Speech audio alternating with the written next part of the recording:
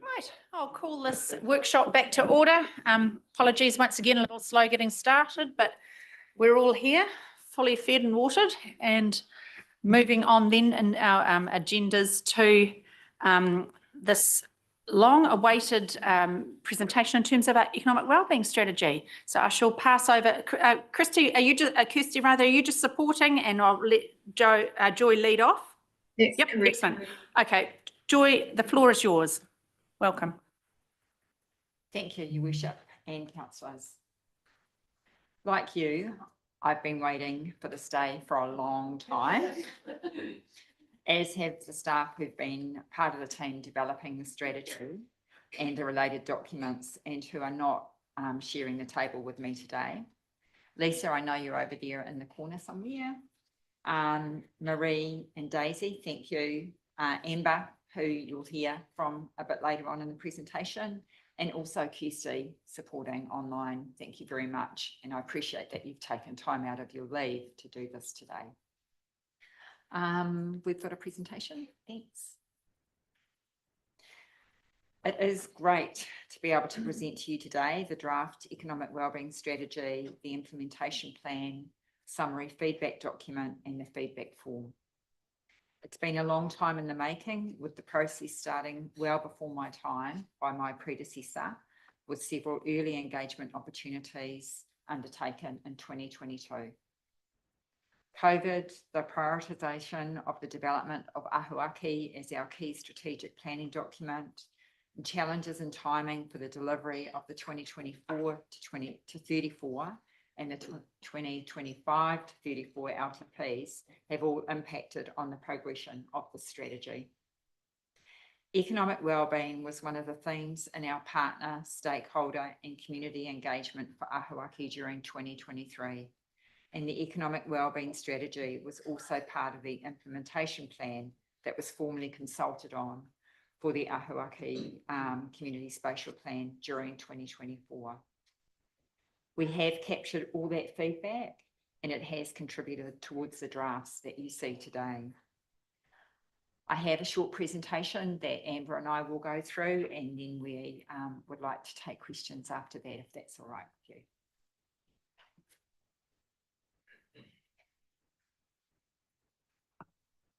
So one of the first things that I would really like feedback from elected members is, have we got our themes right? Our early engagement allowed us to hear the community's aspirations for economic wellbeing, and this feedback was broken down into three main themes. High quality employment. We know our urban centres are growing at a fast rate. We've seen that with our own eyes, and it's confirmed with the latest census data. COVID brought people into Waipa in droves, and it brought them back to Waipa. They've discovered and rediscovered what a great spot this is. These new and returning members of our community have different employment needs and different business needs. There's not just new people and new businesses, but there's new ways of doing business to match the fast-paced change of tech and digital innovation. We need to make sure that we're keeping up to the play with what is needed, but also to respond to it in a way that our community can afford. Rural economic growth, big pressures here. The tension between urban encroachment and the need to preserve our highly productive land, especially now the question of food security is looming its head. The impacts of climate change, the pressure to reduce carbon emissions, and the change in agricultural practices as more land is retired from dairying and converted to horticulture and forestry. Agriculture, farming and forestry are still Waipa's biggest industry sector by GDP, but construction and manufacturing are fast catching up. How do we continue to support our rural economy? Tourism and culture-based foundations, another growth sector for Waipa, and one that incorporates the Māori economy, culture, history, hospitality and ecotourism. What is Council's role in this space? How can we leverage the uniqueness that our community has to offer?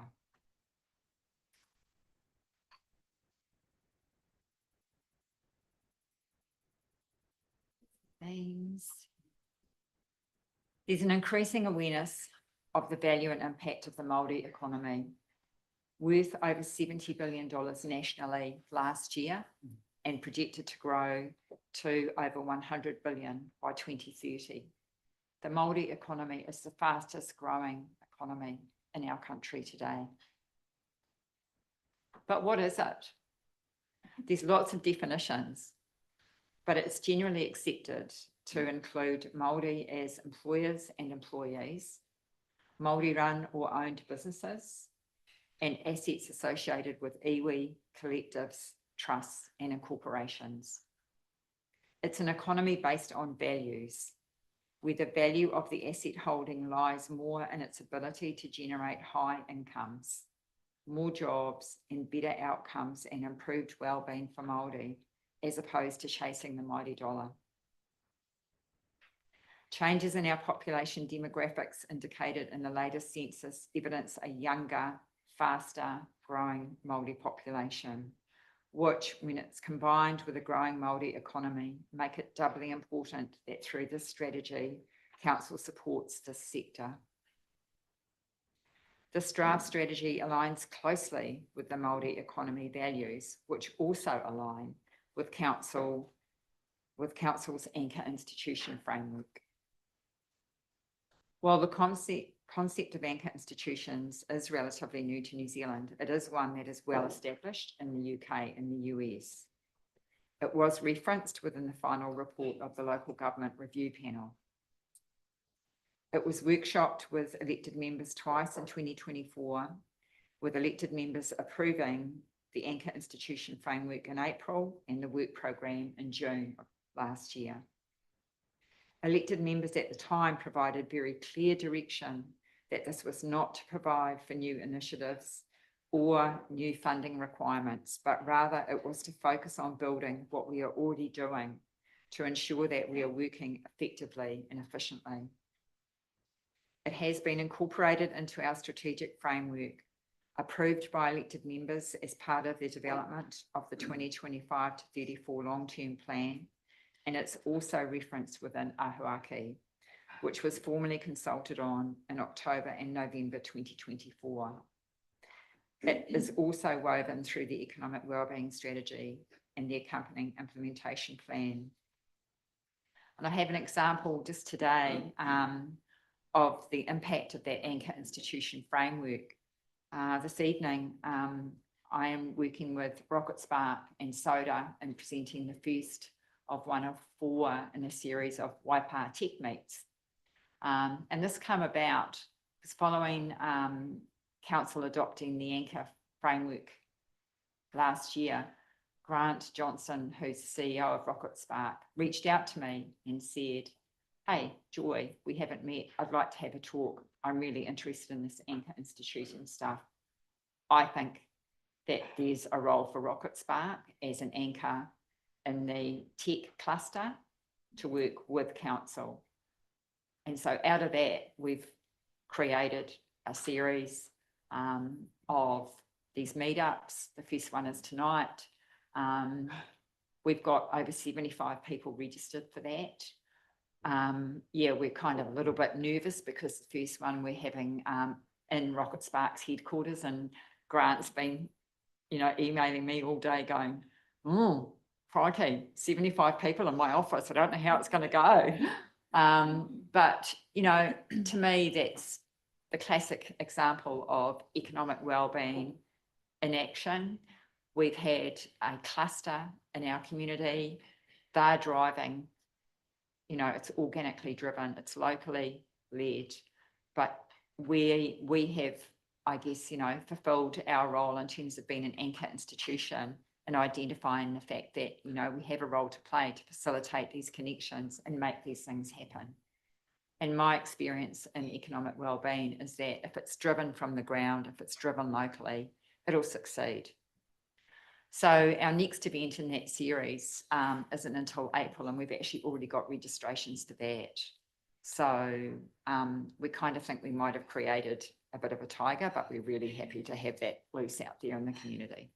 So I think that's awesome. Yeah. As I mentioned earlier, the draft documents you see have already had internal and external feedback gathered so far, and that's been incorporated. I'm now going to pass over to Amber, and she's going to talk to you through the communication side of things. Lucky for me, I've only got 2 slides, so I will keep this short and sweet. Look, so I'll let you guys have a moment to ponder over this slide here. And essentially, the feedback period is an opportunity for the community and stakeholders to help shape this draft strategy. We're looking for their input to ensure that it reflects the needs and values of the people it's meant to support. We've created a summary document, which Joy's touched on there, and a feedback form, which offer an overview of the strategy and implementation plan. And the feedback form includes both data-driven and open-ended questions to gather really diverse insights from those who do provide their opinions and feedbacks and perspectives. Yeah, drove the right way. Yep. So we'll probably leave this slide up for a moment for you guys to skim through that as well. But we're using a mix of digital, in-person and traditional methods to gather feedback, including a dedicated web page, social media campaigns, email outreach, focus groups, pop-up stores and media coverage. And naturally, we will have hard copy options for those who'd rather give their feedback offline in that sense. And this approach will provide multiple opportunities to engage a wide range of people through various channels. And this particular draft strategy definitely lends itself to us getting lots of different feedback from lots of different groups as well. So yeah, that's the summary of that there. And you may want to scan over that before we skip to the next one, but yep, that's the overall summary of what we're planning to do in that sense. Claire. Yeah, thanks. I was just wondering if you've already spoken to the Chamber of Commerce about their involvement or anything, because it's the last bullet point there. Yeah. The chambers were originally involved in the initial consultation that helped form the draft. And I've kept both of them up to date on where we're at with that. And they know that we will be reaching out to speak directly with them more formally once we get further down the track. Yeah. Cool. And are you looking for a little bit of feedback on some of the key implementation or I suppose any points on that? Like I did want to offer some suggestions. Yes, definitely. Is it a good place now or just? More than happy for you, if you've got specific things that you want to email through, more than happy for you to do that. Yeah, I was just drawing on my experience of being on the conservation board because you talked about you know, wanting to create tourism destinations. And I do know the Department of Conservation has identified aspects of our natural environment that are ideal for, you know, visitor destinations, but they have never been able to develop them or, you know, put in facilities and that. But I thought they'd be a really good partner actually in part of, you know, some of these initiatives to include them, because I think they'd be able to, contribute some really good stuff. Like, for instance, I know that Kanefa, which is part of Pirongia Forest Park, has been identified, has got huge potential as a visitor gateway, but they've never been able to do anything about it because, you know, they've never had the funding or anything. Yeah, and, you know, that's within our district. Thanks, Claire. Bill, did you have? Kia ora kōrua. Just a couple of things that I just wanted to do a shout out to Dale Marie here for the Waipa Māori Business Forum that was set up and run looking at in terms of Waikato Tainui and the joint management agreement. Oh, it was Joy and Joy. There we go. All part of the team. But I thought that was a great initiative in going forward. So a big shout out for that. And I have done some looking at that the Māori business economy, and you know, there's a what do you call it? I can't think of the word for it right now, but there's a view around that this has been led by the settlements that have occurred, when actually, in fact, it hasn't been led by the settlements, and it's only a small proportion of that $17 billion economy. So yeah, when we're talking, you know, I think it's important to have that out there, because people often think, oh, you know, Māori, that's only got there because of the settlements and the settlements that have occurred, and that's not actually correct in any way, shape or form. In terms of the anchor stuff, I think it's great, that we pick up and recognise the wānanga.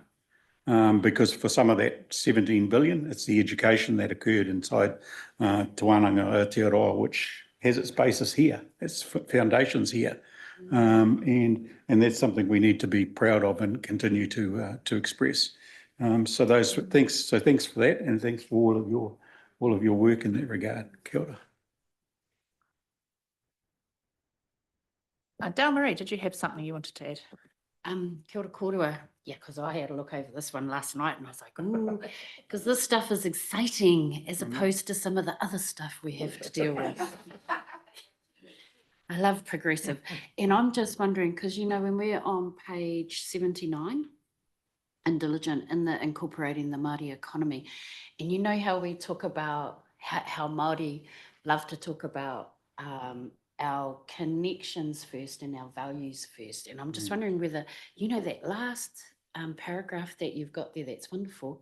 Could we chuck that at the top and then go from the Māori economy was and still is built on trade?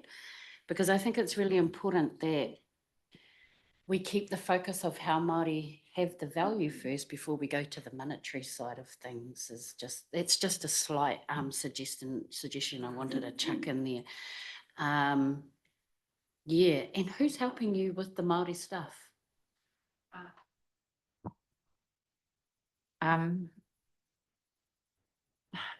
There's not a specific who, but there are a range of organisations, obviously through our JMA partnerships, working quite closely, particularly with Maniapoto, Te Nehinui, and also Waikato Tainui. You're aware of a lot of those contacts that I have in this draft though. In the draft, I have reached out to Waikato Tainui to have some initial feedback on this. But if you've got some suggestions for more. No, I'm going to address, I'm just going to address again, and I know that you're there, Kirsty, sorry, is I love this, but I also have to acknowledge that we haven't done our strategy with iwi. And it's kind of like going, oh, shit, but hold on. Yeah. Yeah, so just putting that one on the board. Yeah, kia ora koutou. Through the chair, I just wonder if I could just further add to that. Thank you, Dale Marie, for that feedback.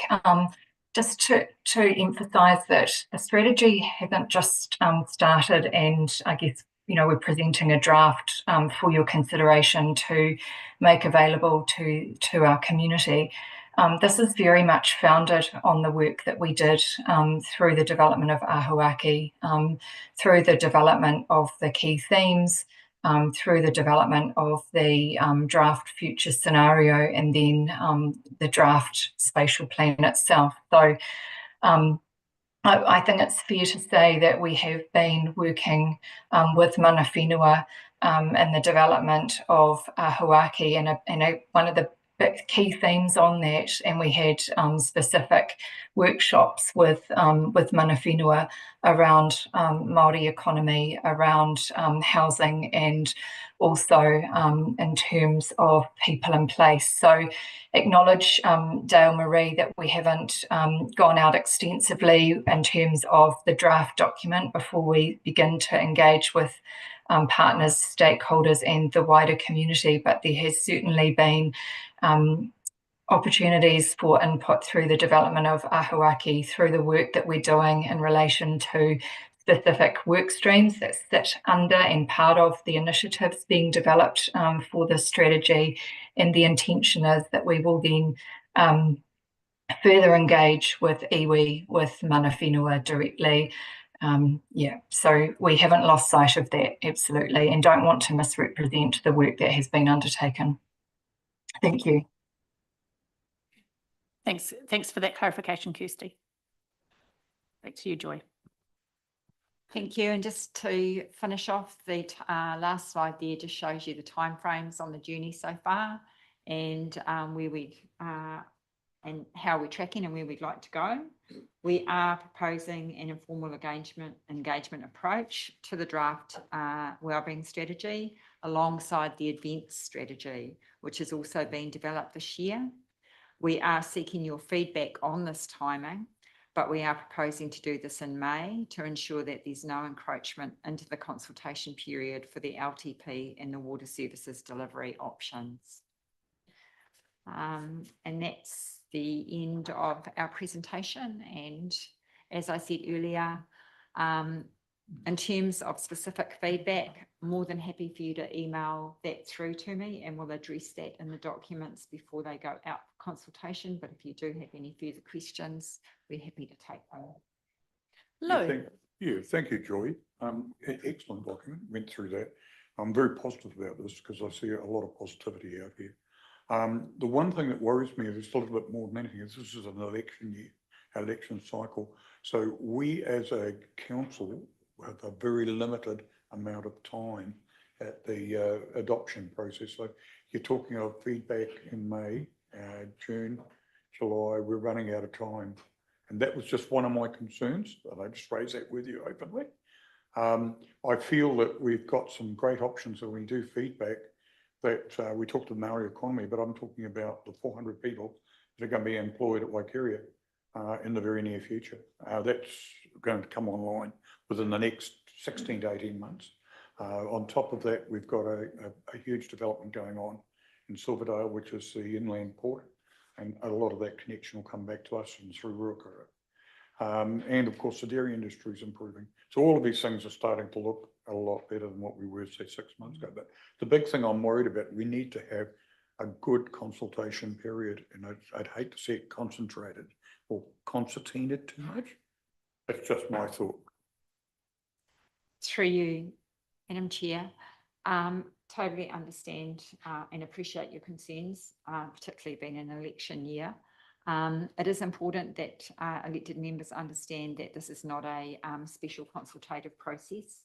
It's not required. We are seeking feedback through a 3-week period during May, and the timings, you know, obviously post LTP. I know it's really difficult because it does seem that there's just one thing after another thing after another thing after another thing, and I guess that does reflect business today. It is one thing after another, after another, after another. Yeah. And yeah, while we'd all like to get off the boat, sometimes we actually can't. Yeah. I don't want to be negative. Yeah, I understand. Yeah. Philip, then Liz. Thank you, and thanks you too. Just carrying on from what Lou just said as well. I mean, it's not just been an election year, but there's so much else going on with staff as well. It's not just elected members. You know, we're hearing that you're working in the weekends and things like that. We've got, you know, we were just told before that we've got the water bill and everything like that. It's one of the biggest decisions we'll ever make. I think Lisa said that. And that and long-term plans, and then this as well. So we don't want to be rushing anything through, and everyone's under the pump, probably more so you guys, staff, as we hear, you know, they're answering questions, working over the weekend to get everything done. So it's just another big thing that we don't want to rush through. So yeah, I think Kirsty may want to answer just before I throw to you, Liz, perhaps the concerns both you and Lou have raised. Kirsty? Thank you, Susan.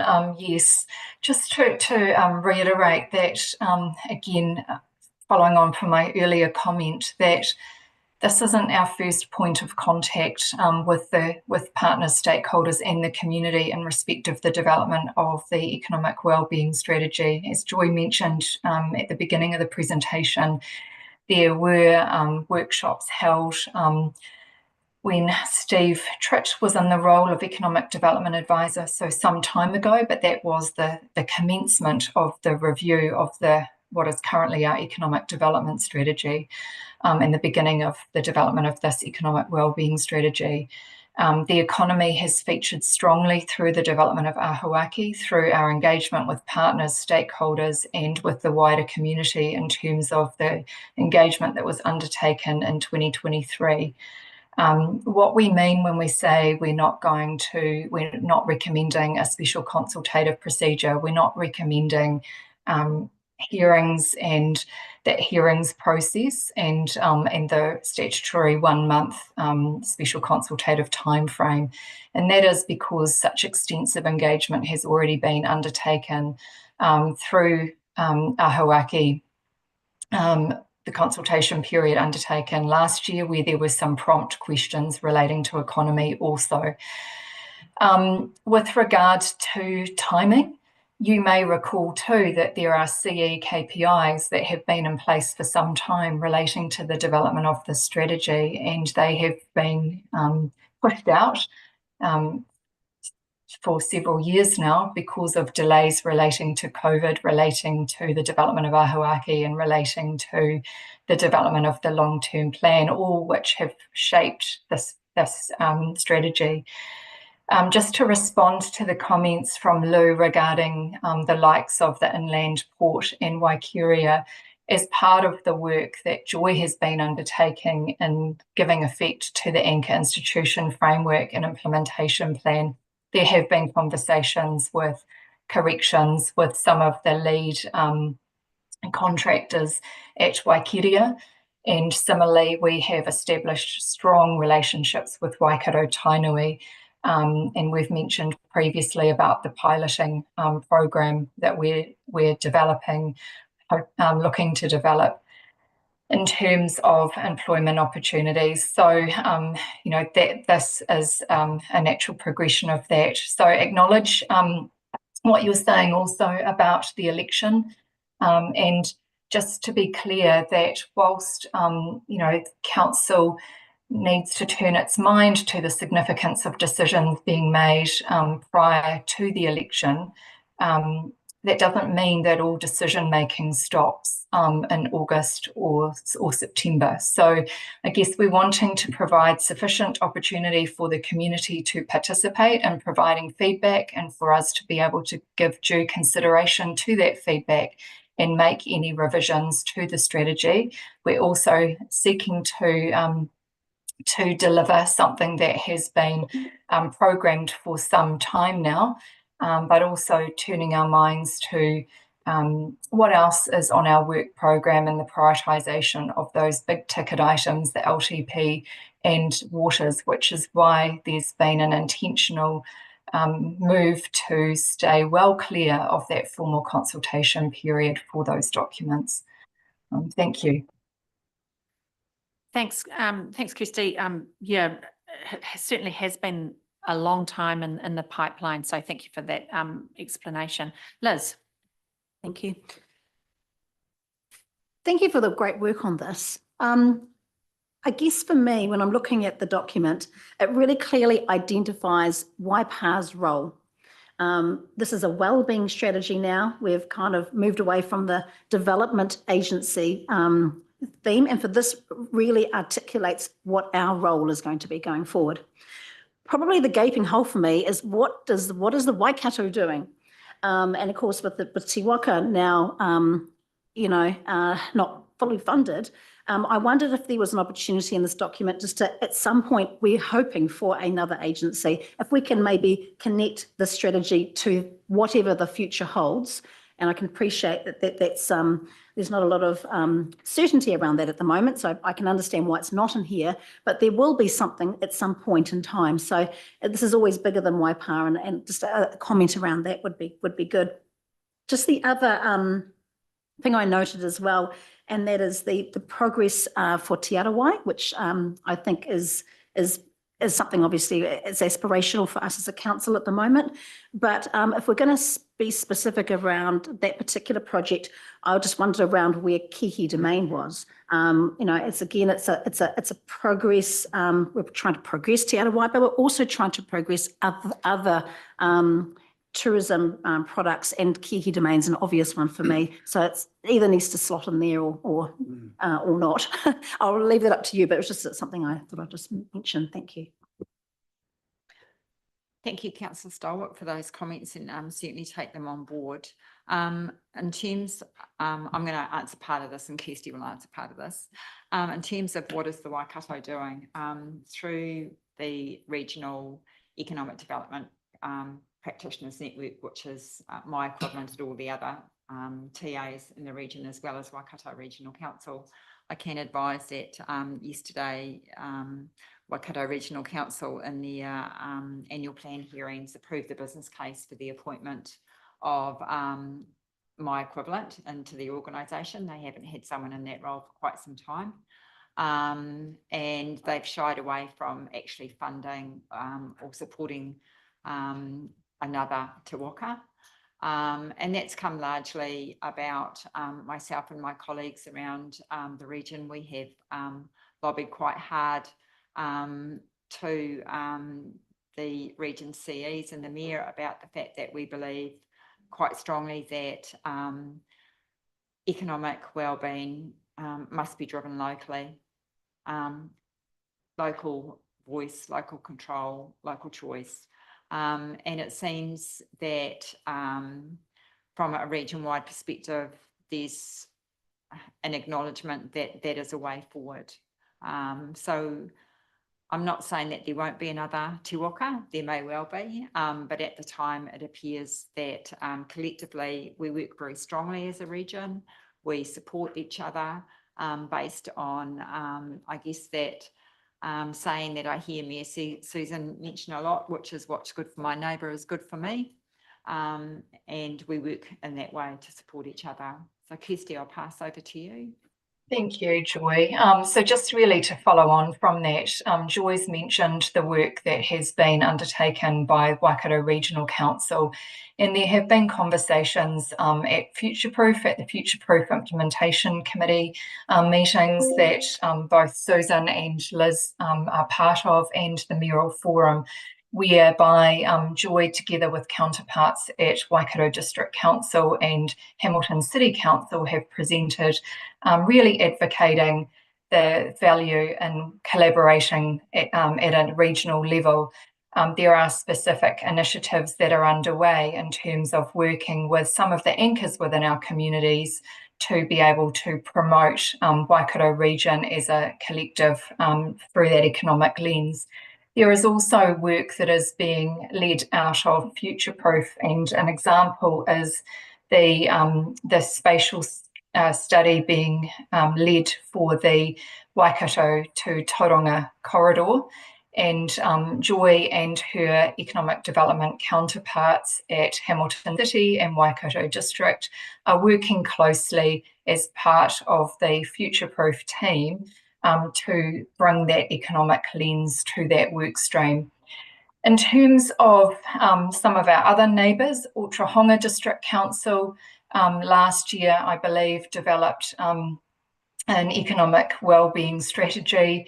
They too are in the process of developing an anchor institution framework. Funnily enough, it very much mirrors what we in Waipa have done.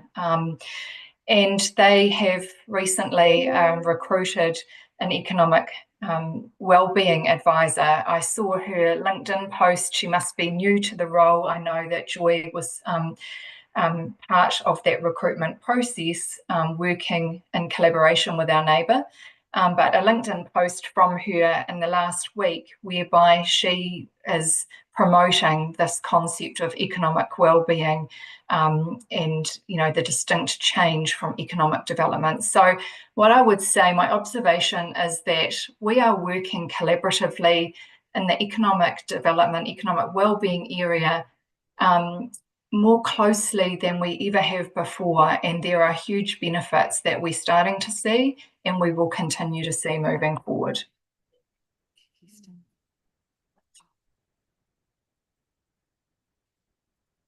Great summary there, Kirsty. Really interesting to see what's happening regionally. And I know that this has been a discussion of interest at a mayoral level around how do we express economic development in our region? How do we illustrate it? How do we resource it? So I'm really glad to see that there is that, you know, that this strategy and your work is not in isolation from those from the bigger piece. So really good update. Thank you. Any other questions for Joy or Kirsty? Yep, away you go. Yeah, Yeah. thanks. Yeah, I do love the work that's being done here. It looks really exciting. I just want to say that I am rather impatient to see it being adopted. So others have said, oh, be conscious of the workload and all that. And I appreciate that staff have given a lot of thought to how much or how intense the consultation or any feedback period should be. I appreciate that. I'm really keen to see it shared with the community and then say, yep, there it is. I don't see it as contentious. I think it's so logical, actually. It makes so much sense. I can't see that even if we approved it or adopted it, put it out there just before the election, I don't think it's going to cause any ructions or anything. Yeah, I would really love to see it adopted before the election. I'd love to see it like shortly after May. Yeah, because I've just been dying to see it, yeah, put into action, really. Yeah.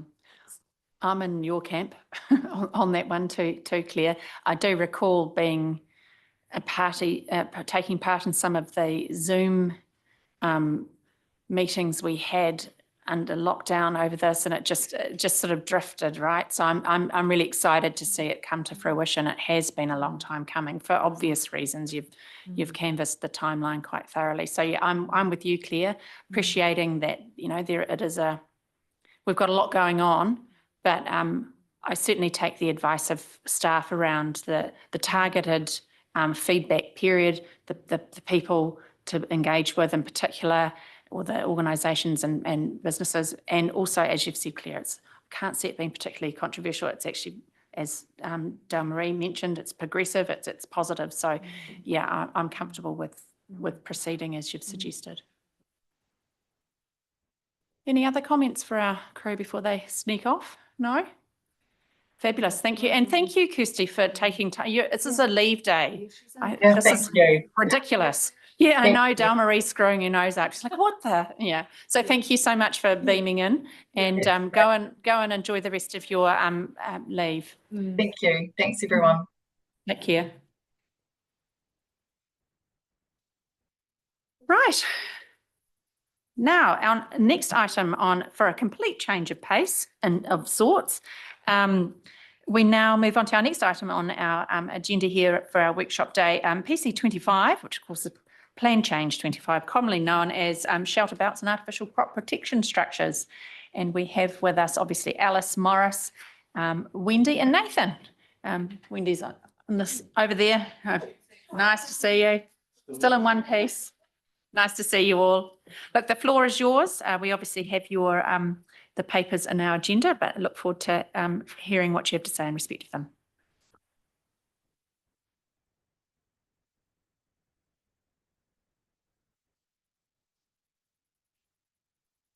Good afternoon. Sorry about that shaky start. I'm want to Nathan, introduce graduate Nathan. policy planner working alongside Alice at PC 25. Thank you for having us. So the purpose of today's presentation to you is to provide an update on Plan Change 25 and also to seek your feedback on where the recommendations have landed. Following a couple of slides, oops.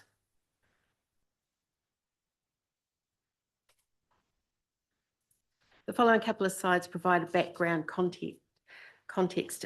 So I will move through these quite quickly so that we can use the majority of what we've got together to discuss the recommended changes.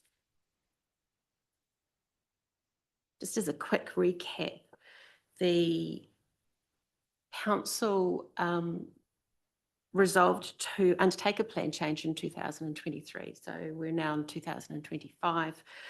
And that was to address technical matters relating to the use of artificial crop protection structures and shelter belts within the district.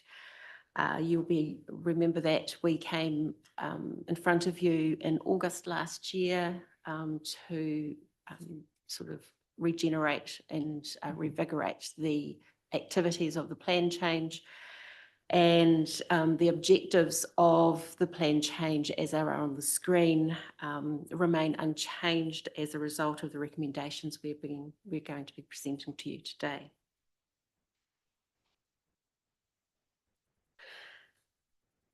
So just moving on to what has happened since August last year. We had, during the public engagement period, during September and October of last year, we received over 70 responses. Staff prepared responses to all of that feedback, and this was available on the Plan Change webpage in November of last year. And I think there's a copy also provided in your pack of information. We've also had follow-up meetings with Nitau, Hort New Zealand, New Zealand Kiwifruit Incorporation, local orchardists, and landowner representatives from the Gorton Parallel Road and Kaipaki Road areas. Nathan and I have also visited a number of orchards in the area and also a number of the individual properties that adjoin the orchards on Parallel Road, Kaipaki Road and Gorton Roads. Plus, I've popped over to the Western Bay and had a look at what crop protection structures and shelter belts look like from their perspective, not having visited any actual orchards or properties, but just done a full-on drive round. Key matters raised through the feedback are sort of set out there on the screen. And these matters came about through the feedback, but also the different discussions that we've had with the different groups. And these are the basis of the recommended changes that are being presented today. You can see by the list that there is a reasonable variable of topics, but nothing that was really unexpected from what we anticipated through the engagement period. Now what I'd like to do is move through to the next set of slides that are actually the key changes that we're recommending. So sorry. Okay, just to start with, the first inclusion is of the artificial screens and crop support structures to be alongside artificial crop protection structures. As you see on that slide, they are different to an enclosed structure. These structures are distinctive from artificial crop protection structures. And the consideration of including these into the district plan is as a result of information provided to us from the horticultural industry about the actual range of structures that in shelters that are needed for a operating orchard for both screening, shelter and the growing of different crops. I think the other thing to point out at this point in time as well is that while our discussions have focused on kiwifruit, because that sort of seems to be the key horticultural activity that is utilising artificial crop protection structures at the moment, the objectives of the draft plan change are more generic, so to ensure that all types of orchard activities that require crop protection and support can be catered for in the future. The photo that I'm showing at the moment is of what an artificial screen looks like. This one, you may be familiar with it. It is actually along Parallel Road. And these structures, where we have been advised, are used instead of enclosing the orchard, but have similar requirements of wind control and shelter and screening. Artificial screens can be used both externally and internally within an orchard, and you may have seen them breaking up a shelter belted area as well. Key to note that in the discussion with the orchardists, we asked whether or not artificial crop protection structures or artificial screens would actually replace the use of shelter belts. They were quite adamant that that would not be the case in most instances, not all instances, but most instances. The orchardists that we talked to felt that the shelter belts are still necessary for both an amenity requirement, but also for a security barrier, plus they also help with the movement of air. So they are not going to, the provision of artificial screens does not then remove shelter belts from the situation. The other structure is, Alice, I think Claire. oh, so Question for sorry. you. Could I just get some clarification, because you said you've been working with New Zealand on it. My understanding from their feedback was that they wanted a separate planning pathway for these structures and not to have them classified as buildings. But it kind of looks like, so I just want to clarify with you, is the proposal to separate them out from the definition of a building and treat them separately? Through the chair, no. No, so they are, yeah, so I was just, I'd like to understand why you're not taking what New Zealand's, recommended approach. Because, because I think like you've had that feedback from them, they're an important sector group. Yeah, why do you think classifying them as buildings is a better idea than having a separate pathway?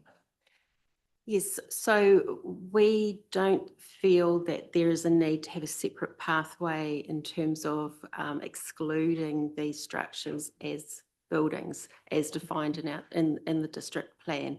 The district plan defines building as either a building or a structure, and with it does have exclusions that depending on the size and scale of a structure, it would then fall within or out of being a building. All of these structures fall within definition of our existing building definition in the plan, which then flows through to capturing them as a permitted activity through the farming activities, because the farming activity definition sets out what is anticipated for horticultural and farming and agricultural activities.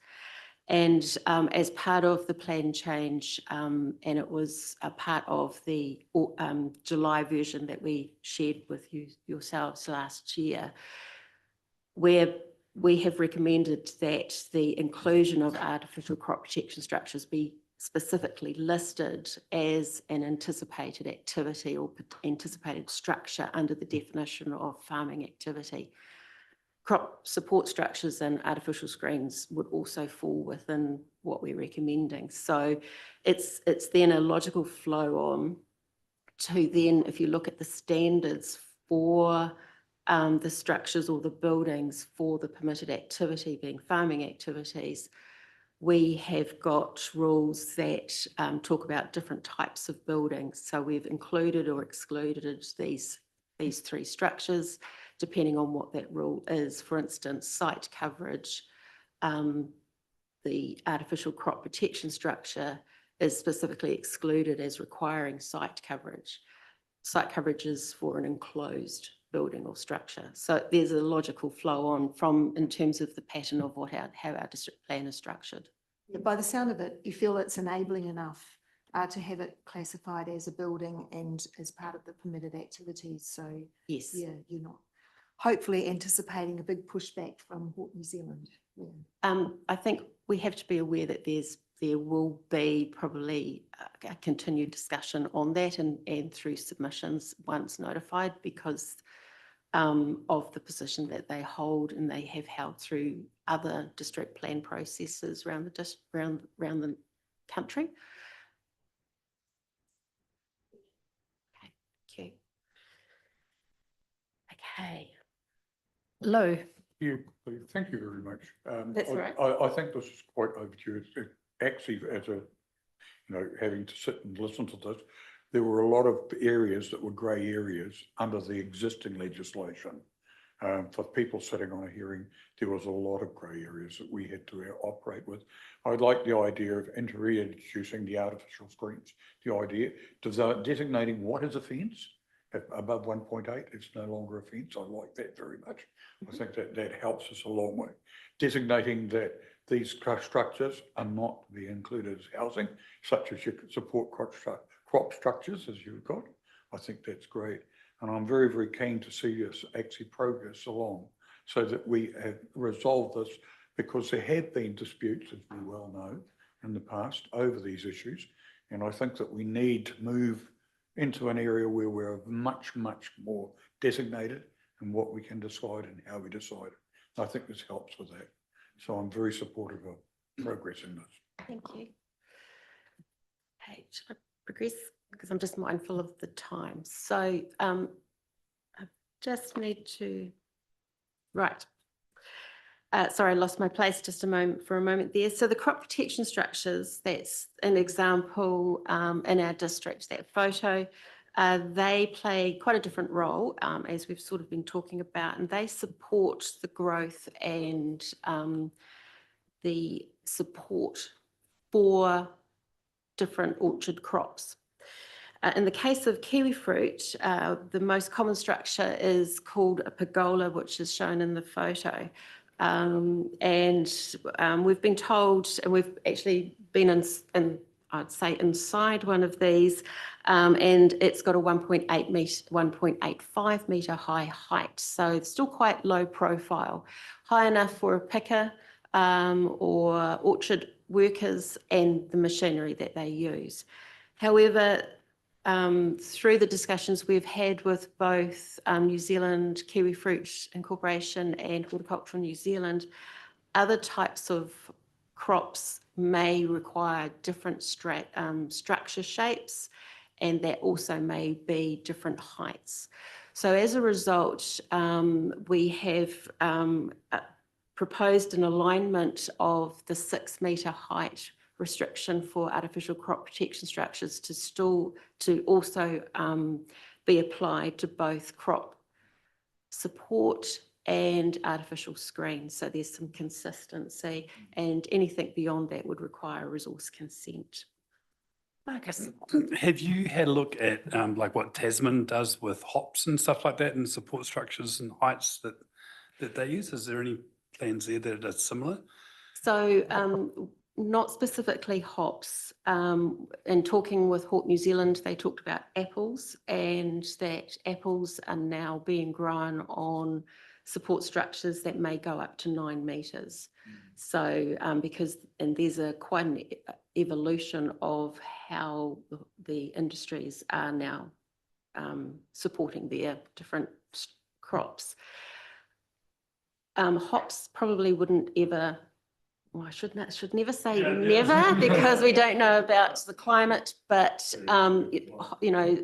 Waikato isn't seen as a hop growing area, but it is an example of an alternative crop.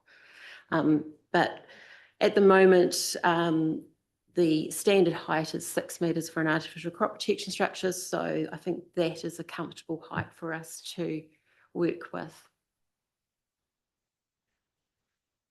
Okay, just very mindful of the time.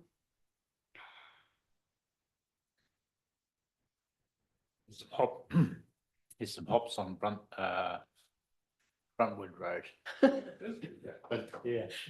there's not many, as you said. Oh, thank goodness. No, we don't have a call. At the moment. Yeah, at the moment.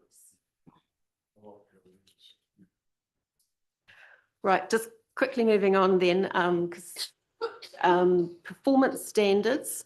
These, so there's a suite of performance standards. You've got the document that has the changes that and the areas that are proposed not to be changed through the recommendations, and that is a separate document that we've provided to you. These are just the key changes that we want to sort of canvass today.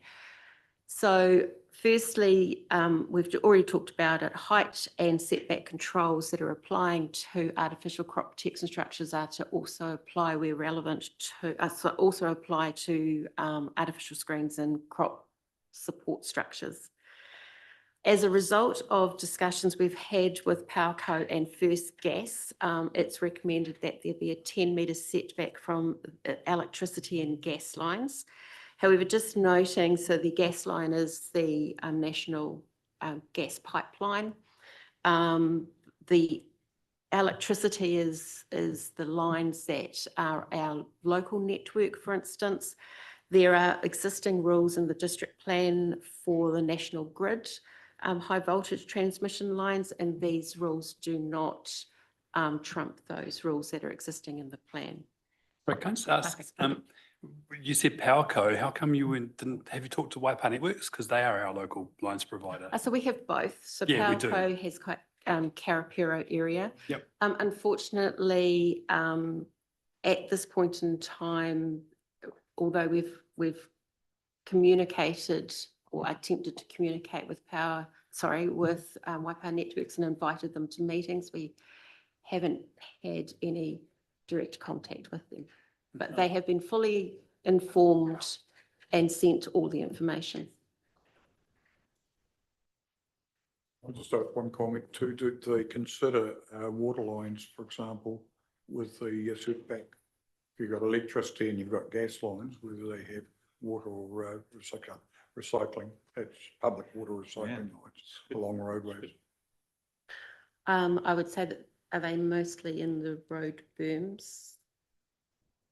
Yeah, they're in the berms. I was just looking, over the 10 metres setback, or they encompassing that, which with the water as well, for servicing.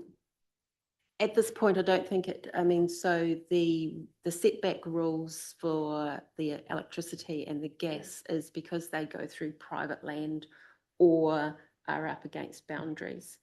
And so both shelter belts and artificial crop protection structures will hinder the access to those potentially.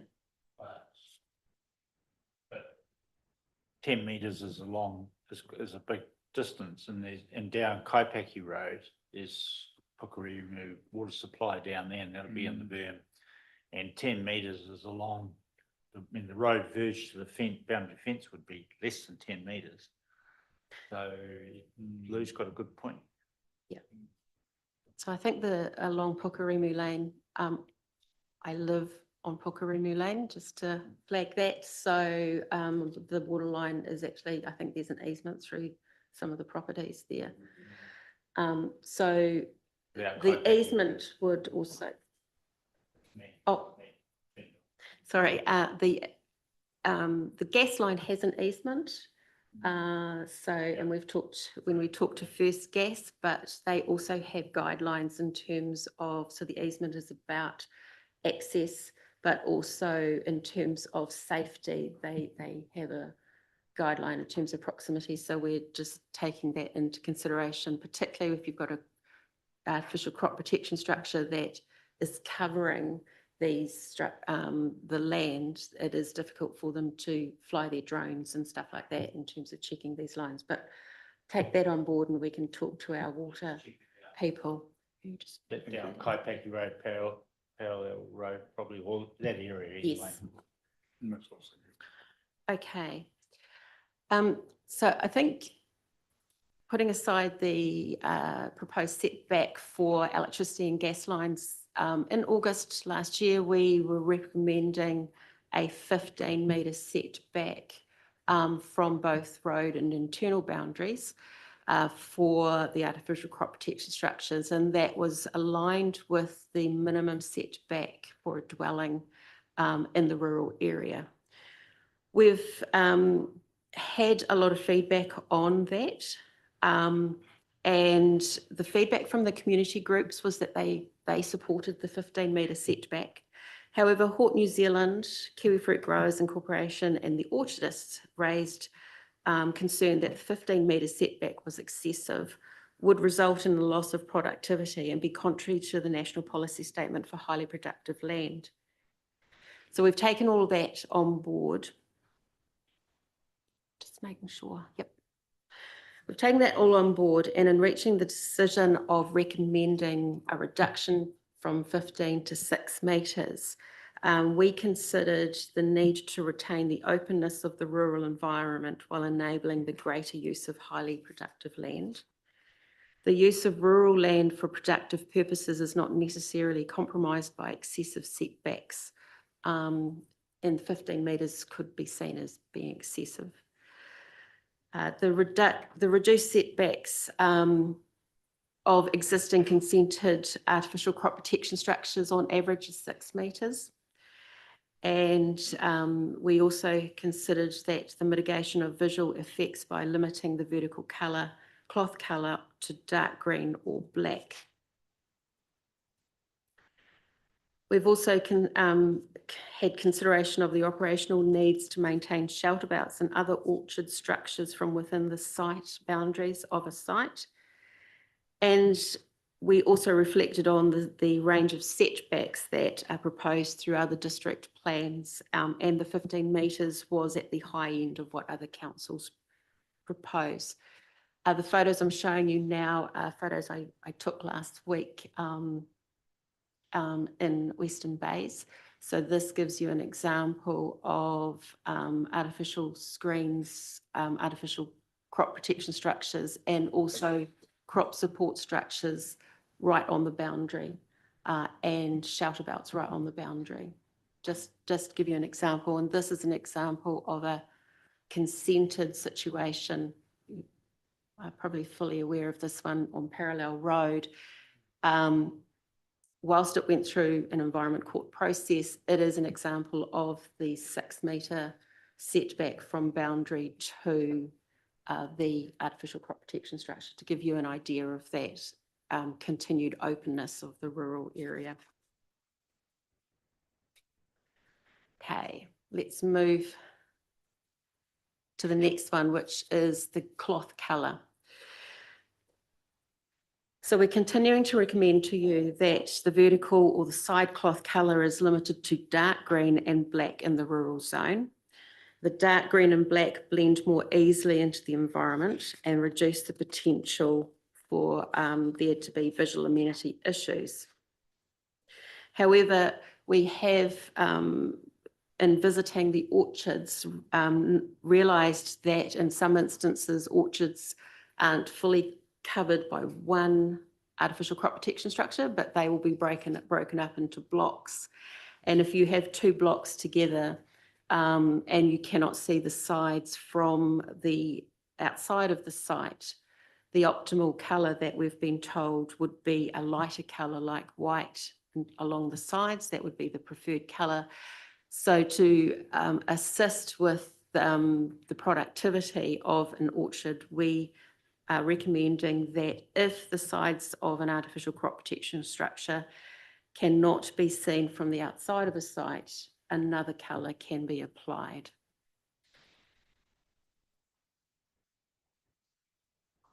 Okay.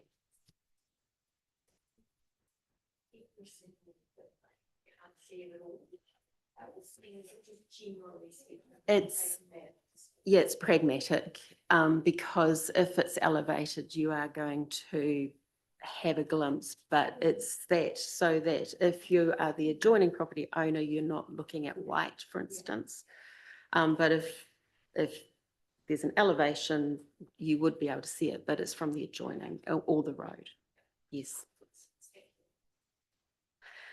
Okay, so this is 2 examples of the dark green cloth on the left-hand side photo.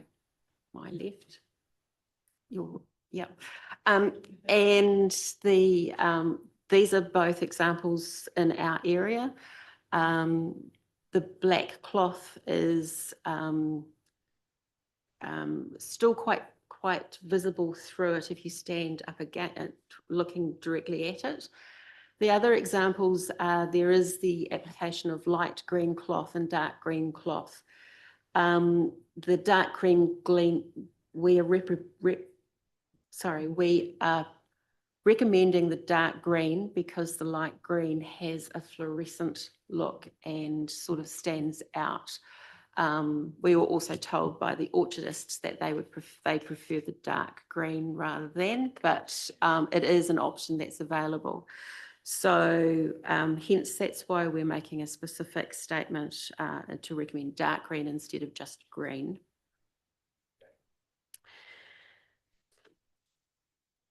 And what I found with my drive round last Thursday I've zipped through, is this is the other colour option that we've been made aware of. which is a blue, which we,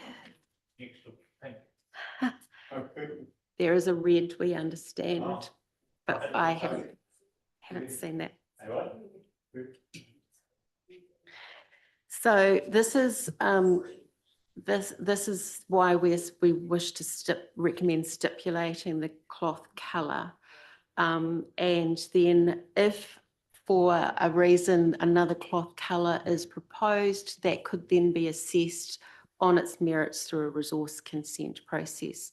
But in stipulating a cloth colour for the verticals, we're going to talk horizontals at the moment next, but the verticals will also assist with the community's understanding and expectations of what they could anticipate being erected adjoining them.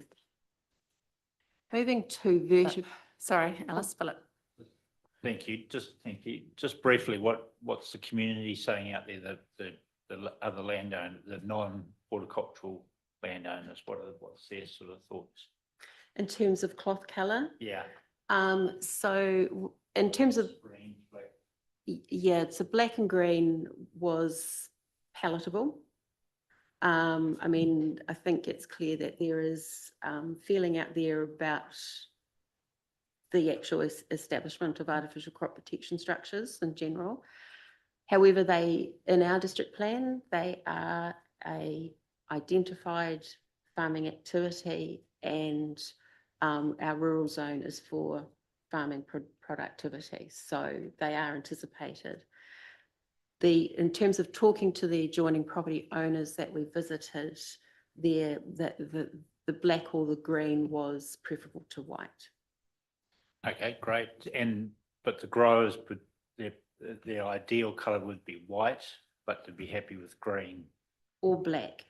Or black. Yes, the two green. growers that we talked to, and an installer of artificial crop protection structures and screens, advocated the use of black or green on external boundaries because of an amenity, to support that issue of amenity. But for optimal growth, white would be their preference. Yeah.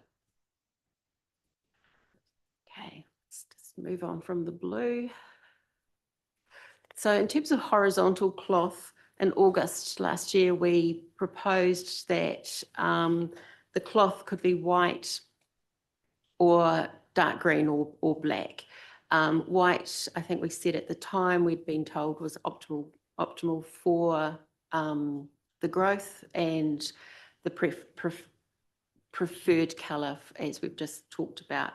In visiting the orchard on Parallel Road, transparent cloth is actually a thing, and that's what it's called, transparent cloth. It doesn't have a colour or a code, but as you'll see through those pictures that we took, when you look up, it looks clear, but when you look at it from the road, for instance, it has a white look to it. It's probably not as, my photos are a little bit fuzzy there, but not as stark as the white. And the installer company that we talked to advised that for kiwi fruit, most orchards that are establishing now would use the transparent, but if another crop like avocado, for instance, would prefer white. So there's still, depending on the crop, will depend on the colour. But then looking at it from a bird's eye view, it is also apparent that the transparent cloth isn't as bold, I suppose, than the white. So it does, and doing a Google check of Western Bays for my little trip round last Thursday, it was quite obvious the ones that were transparent and ones that were white. So you can sort of, and then looking at them, there is a subtle difference, but not very much. So that leads us to what we're now recommending is that we include transparent cloth as a colour option. And the reason for doing that is, whilst I've just talked about this it being similar to white, it's not in terms of the industry. So if we don't identify it now, an orchardist wanting to use it would actually require a resource consent. And I think that is really an unintended consequence of listing the colours. And it is a colour that we are aware of, I'm using the word colour, but that we're aware of, and that is presently used. So it has no greater effect on the visual amenity than the white at the moment. So that is why we're recommending the inclusion of transparent cloth. Shelter belts. Okay, I'm just mindful of my time, so I will try to move a bit quicker through this. So key thing is that there was a universal concern from the feedback from all parties about the implementation and the enforcement ability of the proposed shading rules that we presented to you in August last year. In discussion with the council's transport team and the feedback from both rural and community and industry groups, it was also quite clear that the preference was to have setbacks and height controls for shelter belts, and to remove any sort of flexibility from that. So we have taken that all on board and now recommend that the draft shade rules be deleted and setback and height provisions introduced. So it's proposed to introduce a 6 metre height restriction for shelter belts. And as you'll see on the slide, it says within 20 metres of a site boundary. And that's so that if an orchard, a large orchard or a farm, for instance, way back, way off the road, doesn't get caught with having to have a 6 metre shelter belt when they might need an 8 metre. And so it's, again, it's just to avoid that situation that's not intended. So it is to control the height in close proximity to external boundaries. We've also recommending that through the definition of shelter belt, that there is clarity that a hedge with a maximum height of 3 metres or less is not a shelter belt. So we did have a number of questions through feedback about what is a shelter belt and what is a hedge. And that did make us think too, because if you drive around the rural area, as you're well aware, they're all different sizes. So we've tried to put a line through that. It is also recommended that there'll be the setback for a shelter belt is to be 4 metres from both road and an internal boundaries. This 4 metres gives adequate area for the maintenance of shelter belt on the within the site. Our transportation team raised concern with regards to the ability to maintain shelter belts and road safety. So, and then in terms of internal boundaries, adjoining property people were concerned about the ability to maintain a shelter belt that they hadn't planted, or it was imposed on them, or how the owner of that shelter belt would maintain that shelter belt.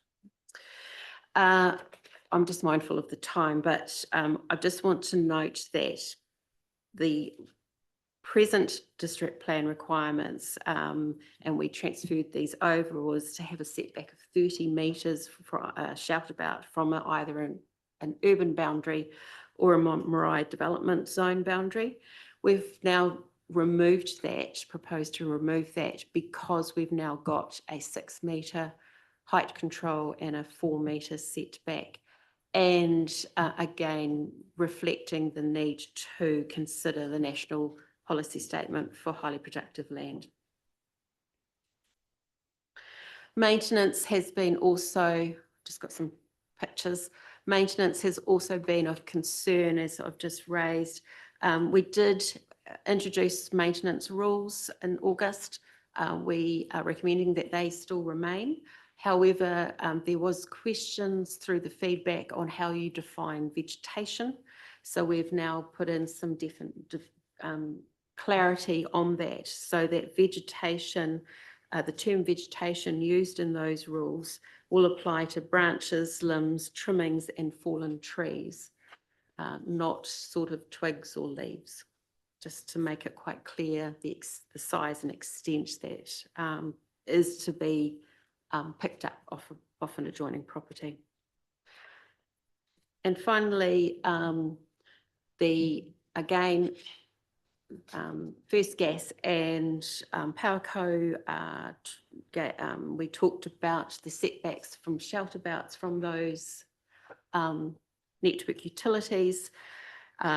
We have taken the planting guideline from First Gas, which is that a shelter belt needs to be 6 metres from the pipeline. And from Powerco, they requested a 10-metre setback from an overhead electricity line. Again, these are in addition to the national grid requirements. They haven't changed. And then finally, we have some other minor recommendations. The landscape and the landscape and view shaft areas, we proposed provisions for artificial crop protection structures and colours. We've reflected on the feedback of that in terms of the controls that are already already apply to buildings within our identified landscapes and natural areas. And we are now recommending that any specific provisions for artificial crop protection structures are unnecessary, because they will fall under the requirements for buildings within those areas, and the colour, size and location will all be part of assessment criteria, because a resource consent is required for them in any case. We are proposing, because we've got an artificial screen activity, the definition that's in the plan at the moment is to be reinstated with some amendments, so that permeable cloth cover is clearly identified as being the cover, so that we don't get a situation where an artificial screen has corrugated iron on it, for instance, or something solid. So its use is quite clearly for screening and wind protection. And there will be differentiated from the size of a fence. There's also a definition for crop support, and that will be for an open structure used to support plants. So that's quite clear. It has no covering or coverage. And then we will be referencing, where we reference artificial crop protection structures, referencing artificial screens and crop support structures. And finally, their next steps, as set out there, that's sort of our anticipated timeframe over the next half of the year. We wish to update the community boards and the stakeholders of the progress of draft Plan Change 25. And we will, following your feedback, we will be then moving through to finalising all relevant documentation, so that that can be sent to the iwi authorities as required by the Resource Management Act, before then going to the SP&P committee for request to adopt for notification.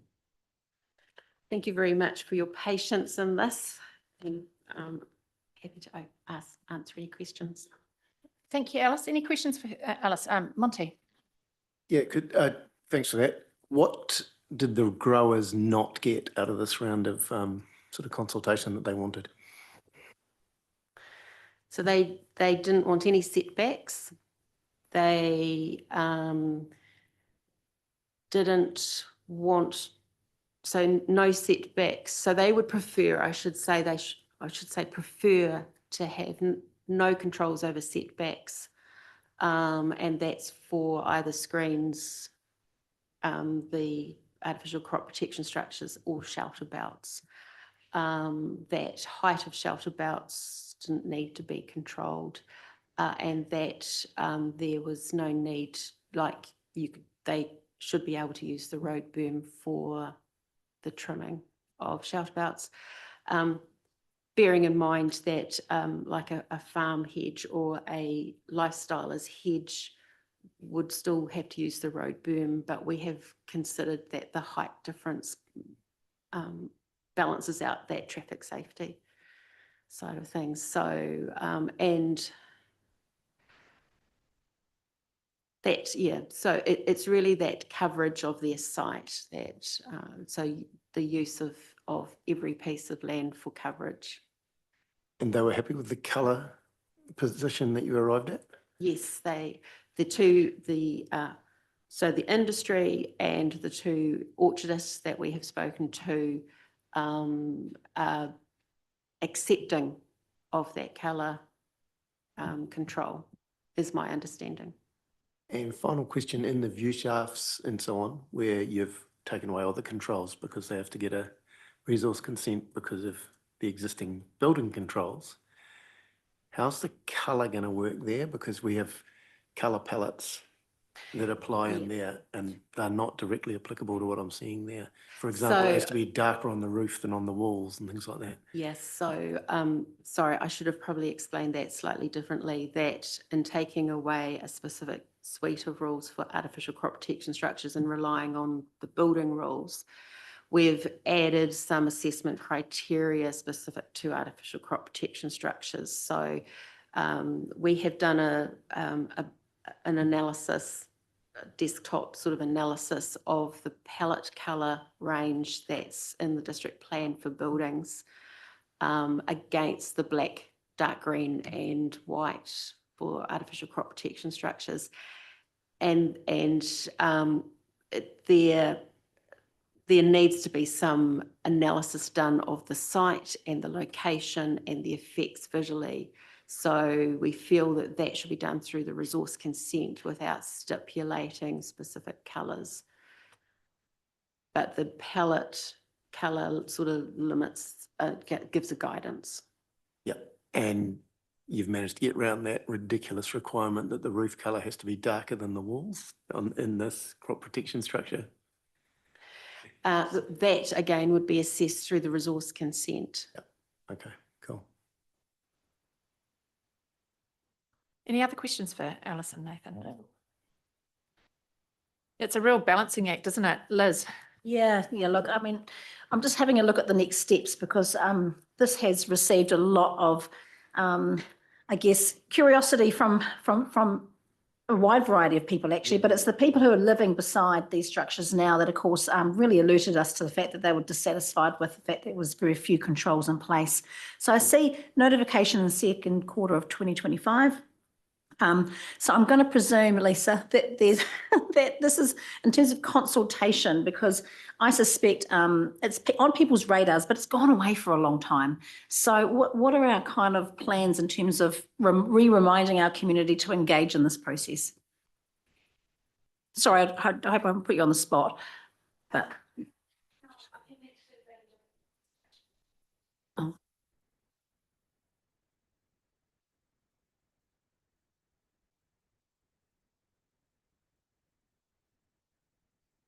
Okay.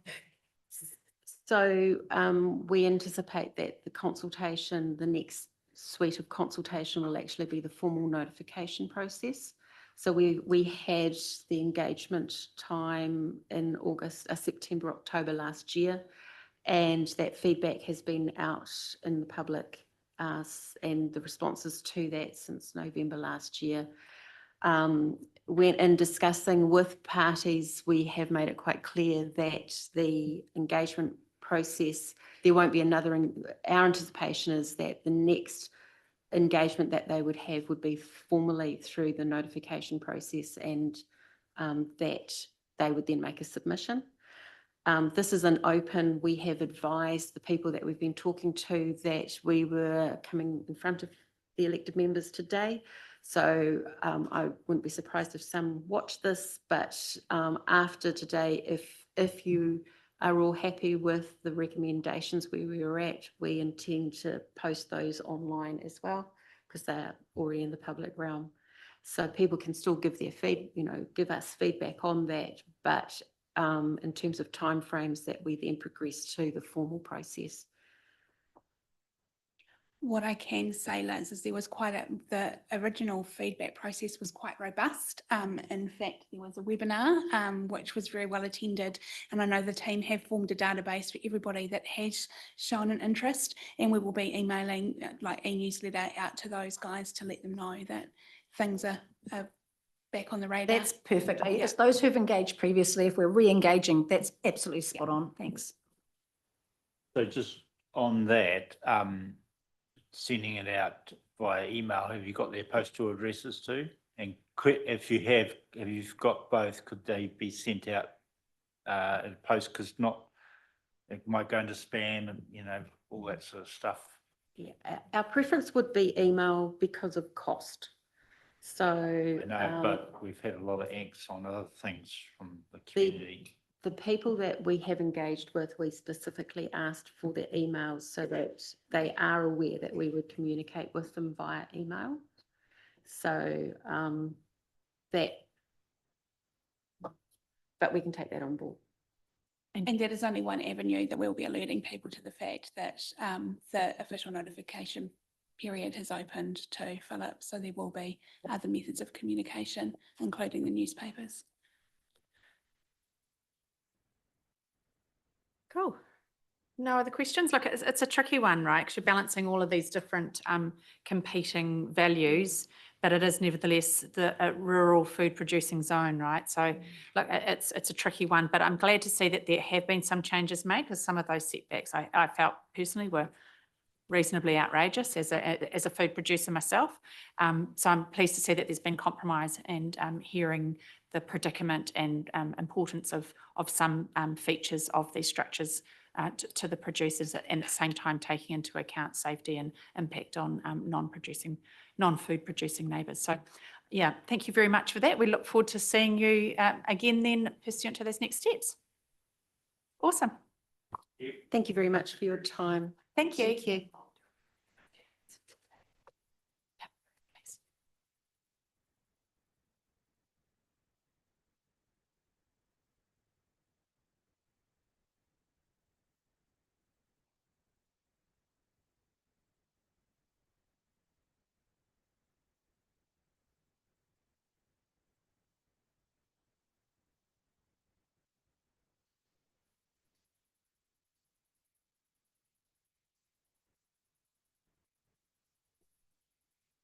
Well, good afternoon, gentlemen, and welcome to Waipa. Thank you for waiting, bearing with us. I've been running late a little bit all day, and try as I might, I can't seem to catch up. But look, welcome to you all. I have met Andrew Corkle. To those of you who don't know him, he's the new David Spears. How's that? I bet you're tired of being introduced as that, but there you go. No, it'll wear off eventually. I'm still the new Gary. Nice to see you, and welcome to Waipa. I'll leave you and your colleagues to introduce themselves. Obviously, we have Dawn here as well, or Dawn, I'm not sure what you want to do here, but I shall pass the speaking paddle over to you, gentlemen. Welcome. Turn that on. I think we've got a presentation. Yeah, we have a presentation that's been pre-circulated, so we have that here, but I imagine staff will throw that up on the screen behind us. Obviously, it's an update in terms of the Southern Links project, and so thank you for taking the time to come and talk to us. Cool. Thank you, Mayor Susan. And yeah, kia ora, everyone. Lovely to meet those of you who I have not met, a few familiar faces around the table. I'm Andrew, started in October, took over from David, who's moved to Hauraki, obviously, and come from a local government background initially, Matamata Piako, Hamilton City, Waikato, more in the kind of parks, recreation, property space over time, and then made my way into Sport New Zealand, Sport Waikato, and come back around to deal with local government in this role as the Director of Regional Relationships. So I actually found a letter the other day from Waipa District Council, the one council in the area I didn't work for, when I was about 19, 20, applying to be a graduate here and getting declined. And I found that letter of decline, so I'll pass it on to you, Steph. Yeah, this is all part of it. So no, I'm here really to introduce myself today to support the team. But yeah, thanks for the opportunity you've given us to talk to what has been a long time coming and has been through many different iterations over the years. And you know, the Hamilton Southern Links project, as it is called, the Road of National Significance. It's going to be a fairly conversational discussion today, hopefully. And we welcome your thoughts as community representatives too, and what we might need to consider as part of this process. So alongside me I have Mark Rushworth, who's our Principal Planning Advisor at NZTA, and Andrew Hale, our Project Director for Southern Links. In terms of general direction, you would be fairly aware of the government policy statement for transport that was released last year. That's really setting what we're doing as part of a wider government focus around you know, economic outcomes, and that really forms the core of how we're pushing forward with these roads of national significance at the moment. That resulted in a trimmed down national land transport program with specific focus areas to ensure that allocation of funds in the National Land Transport Fund go to the areas which are seen to best achieve the delivery of the government policy statement. And that's led to significant investment towards the Roads of National Significance program and reprioritisation overall for us at the agency. So a year of big change for us, but also a year of, I guess, getting some really clear direction from our government too. Southern Links obviously is one of those roads of national significance, but it forms part of many different roads of national significance, which the guys will talk to shortly, that are at various stages of development or investigation across the country. We understand it's a key growth and infrastructure enabler for the future-proof sub-region, and more specifically the South Hamilton priority development area. So the intent today is to talk to where we are at. I think we have an agenda to pull up as the next slide, which I had the clicker. Intent today is to inform you around the investment case that is underway, talk a little bit about the background, current confines of the project scope that we're looking at, the processes we're using as a part of that, and how we'll continue to engage with council staff. And just so you know, we've had a briefing with Hamilton City elected members this morning, Waikato District on Monday, and next week we're with Waikato Regional Council as the four interested parties at this point. So I'll hand over to Mark to take us from here. Thank you, Andrew. So we'll just run you through a little bit of the background, get you up to speed with where the government's new policy direction is taking things, because that's moved on a little bit from when earlier work was done on Southern Links, and then start to take you into a bit more detail about the project. Just in terms of the background, a bit of a recap for you. I'm sure most of you will be reasonably familiar that the work done on the wider Hamilton Southern Links designations was done in the period up to 2016. The plan that you can see on the screen at the moment shows two different coloured areas. The purple part is the state highway component, and then the red part extending north into Hamilton City is the urban arterials. And that was the wider network that was developed jointly to create an overall designation for that network. Around about 21 kilometres of state highway, 11 kilometres of urban arterials, and going through that designation process, it's eventually, I think there were a few appeals, got wrapped up in 2016, and that's all now included in the district plans for the area. So since then, we know over the last 10 years, there's been quite a bit of change, and there's been some work done to sort of look at what that change means for that designation, and do we need to think about and look at doing things differently. In 2023, there was the joint form and function review that was undertaken to look at the designation and better understand some of the changes that have occurred in that sort of 10-year period. And quite a lot had happened. The Waikato Expressway has opened. The future-proof strategy has progressed and is now a future development strategy. And there is the Metropolitan Spatial Plan Transport Programme that got endorsed a couple of years ago. And all of those changed the context within which Southern Links sits. So that was important to establish some of that framework for change, but also to look at what opportunities and constraints that may have come along in that period as well. And from that, the form and function review looked to identify some preferred ways forward. And the diagram that's up on the screen at the moment is the summary that came out of that form and function review. And it looked at a few different component parts to the network and suggested what could be looked at from there.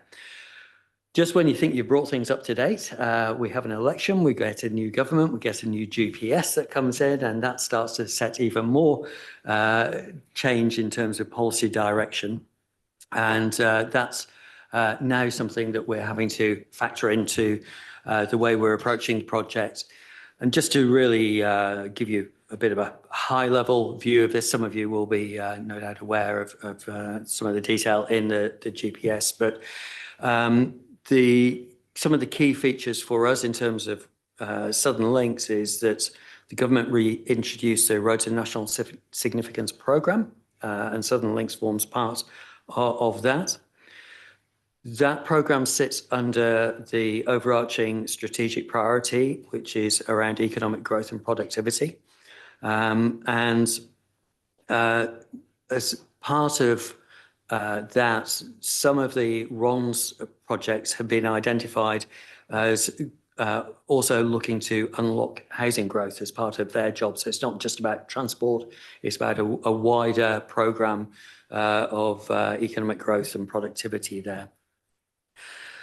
The additional things that came in with the GPS, there was some direction specifically about the roads of national significance that we hadn't previously had. So this now indicates that the starting point for the roads of national significance are that they should be 4-lane and they should be grade separated. That wasn't something that was needing to be built in as part of the original designation. So that's something we're going to have to work our way through.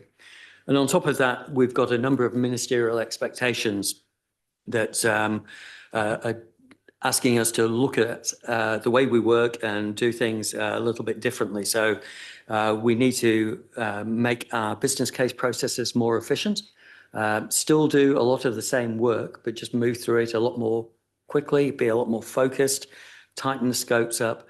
And on the slide, you'll see sort of no frills. It's really keeping a very tight focus on what the core purpose of the project is, and not extending the scope out to include nice to haves.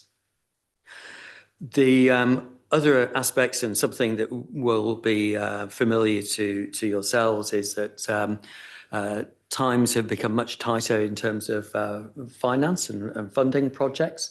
So the government now expects us to consider a whole range of different ways that we could look at funding the RONS projects.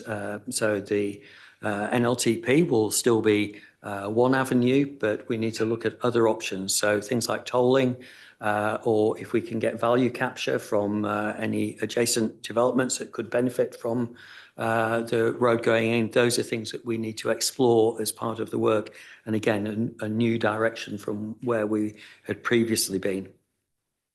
And finally, again, a topical sort of issue around speed. You know, the government's been sort of reviewing a lot of speed settings. One of the aspirations it has for the RONS programme is to see if we can design them to be 110 kilometre per hour roads, because these are meant to be the key strategic routes that will move things efficiently and quickly around the country.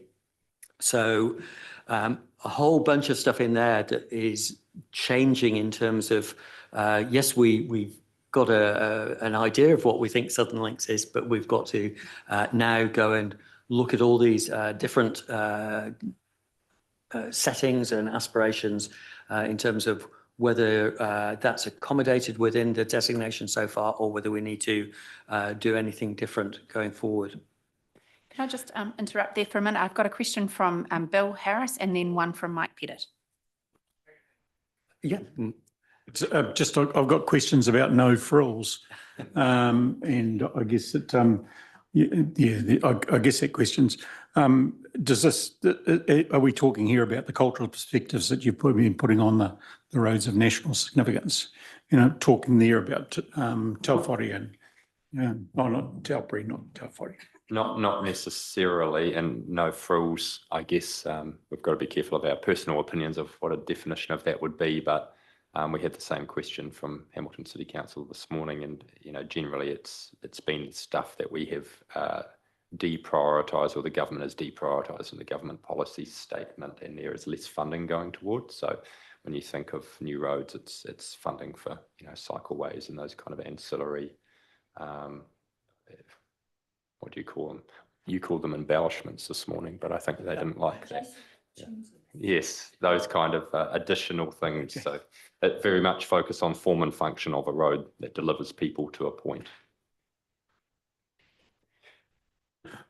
Sorry, I guess the delivery of that road for those people contains, in terms of Māoridom, contains a lot of whakapapa, and it's been really good to see that going up, and especially when we talk to people as we're travelling along that road and keeping our focus very much on the driving, obviously, at 110 kilometres.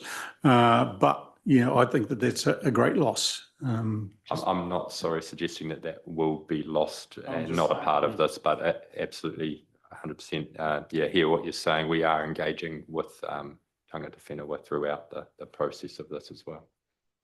Yeah, and if council can say, is council able to say something on that?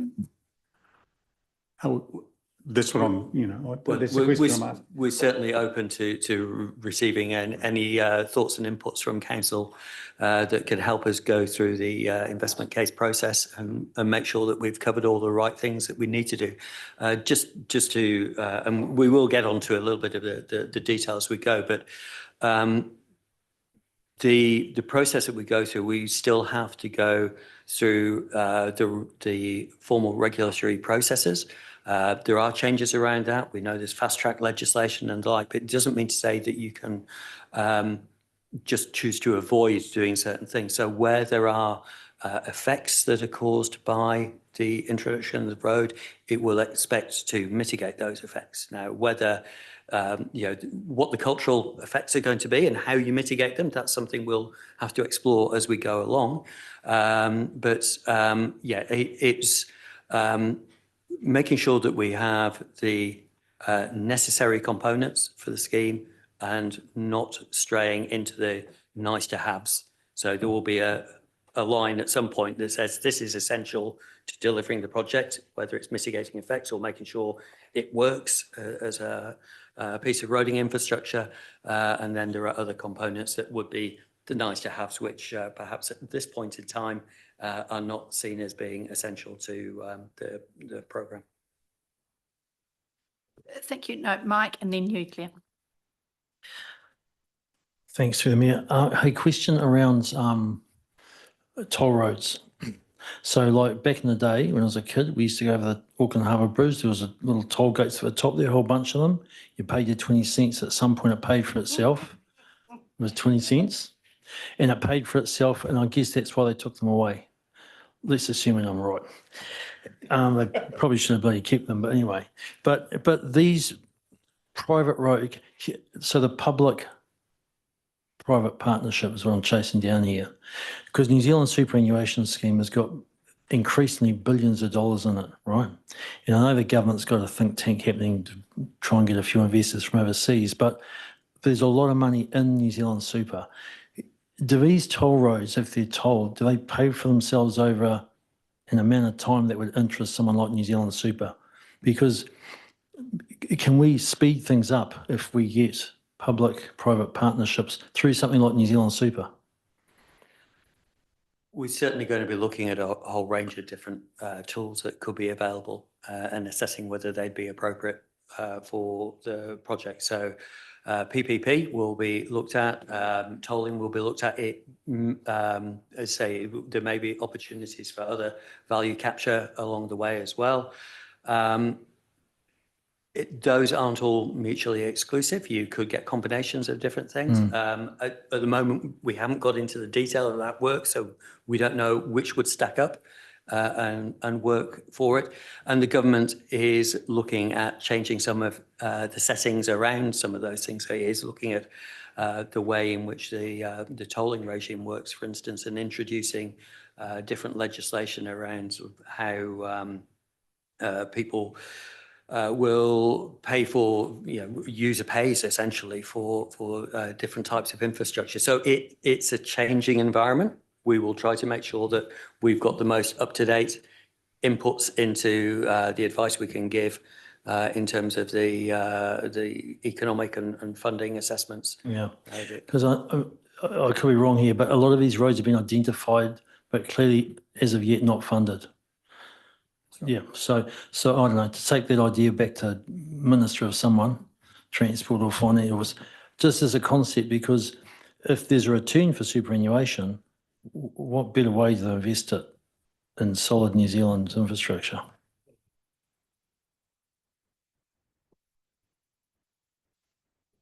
Yeah, thanks. So I'm jumping in. We were talking about that no frills approach and what might not be just, I suppose, provided as a matter of course. So this part of the Waipa district here is part of my ward, and I'm very conscious of the fact that the Rukahia community knows that this project's going to be happening and it's going to have quite a big impact on them.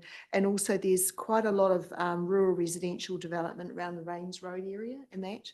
I think that they would be really keen to see cycleway connections into Hamilton City, and also the provision of like bus stops and things like that, because the location of this area in relation to the city, it's within easy commuting distances. There's a lot of people that do commute into Hamilton, and I think by taking a no frills approach and only providing, the highway and that, where you're not really thinking that this is actually quite a well-populated area already and is looking for improved connectivity as part of the Southern Links project, I think would be really short-sighted if it wasn't taken up in some way. That's all. So I'm just putting a pitch in there for these communities that are going to be, that I think there'll be a big impact on them. There'll be a lot of other development that will happen around it, because the Southern Links project will unlock that opportunity.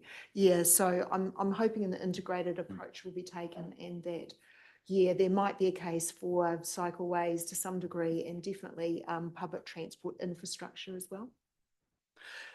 One of the things that we'll be looking to commence work on through as we get into the investment case, but something that will probably run along beyond that, is developing a network plan. So it won't look at just one bit of road from A to B in isolation. It will look at how that integrates with the wider network. And I mentioned earlier that we're conscious that there's been a lot of work done with things like the MSP Transport Programme business case that looks at improving, includes bus rapid transit, for instance, down to the airport.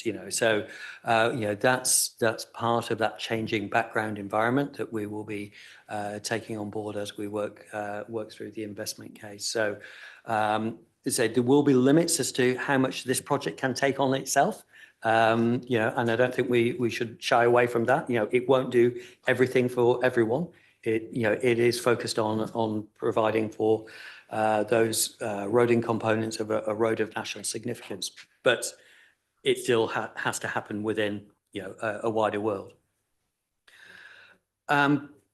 Yeah, just finally on the sorry. slide that's up in, sorry. Sorry, Mark, one more question here from Liz. Sorry, I was sorry, just Liz. going to follow on from Claire there, actually. So, I mean, I appreciate the no frills approach.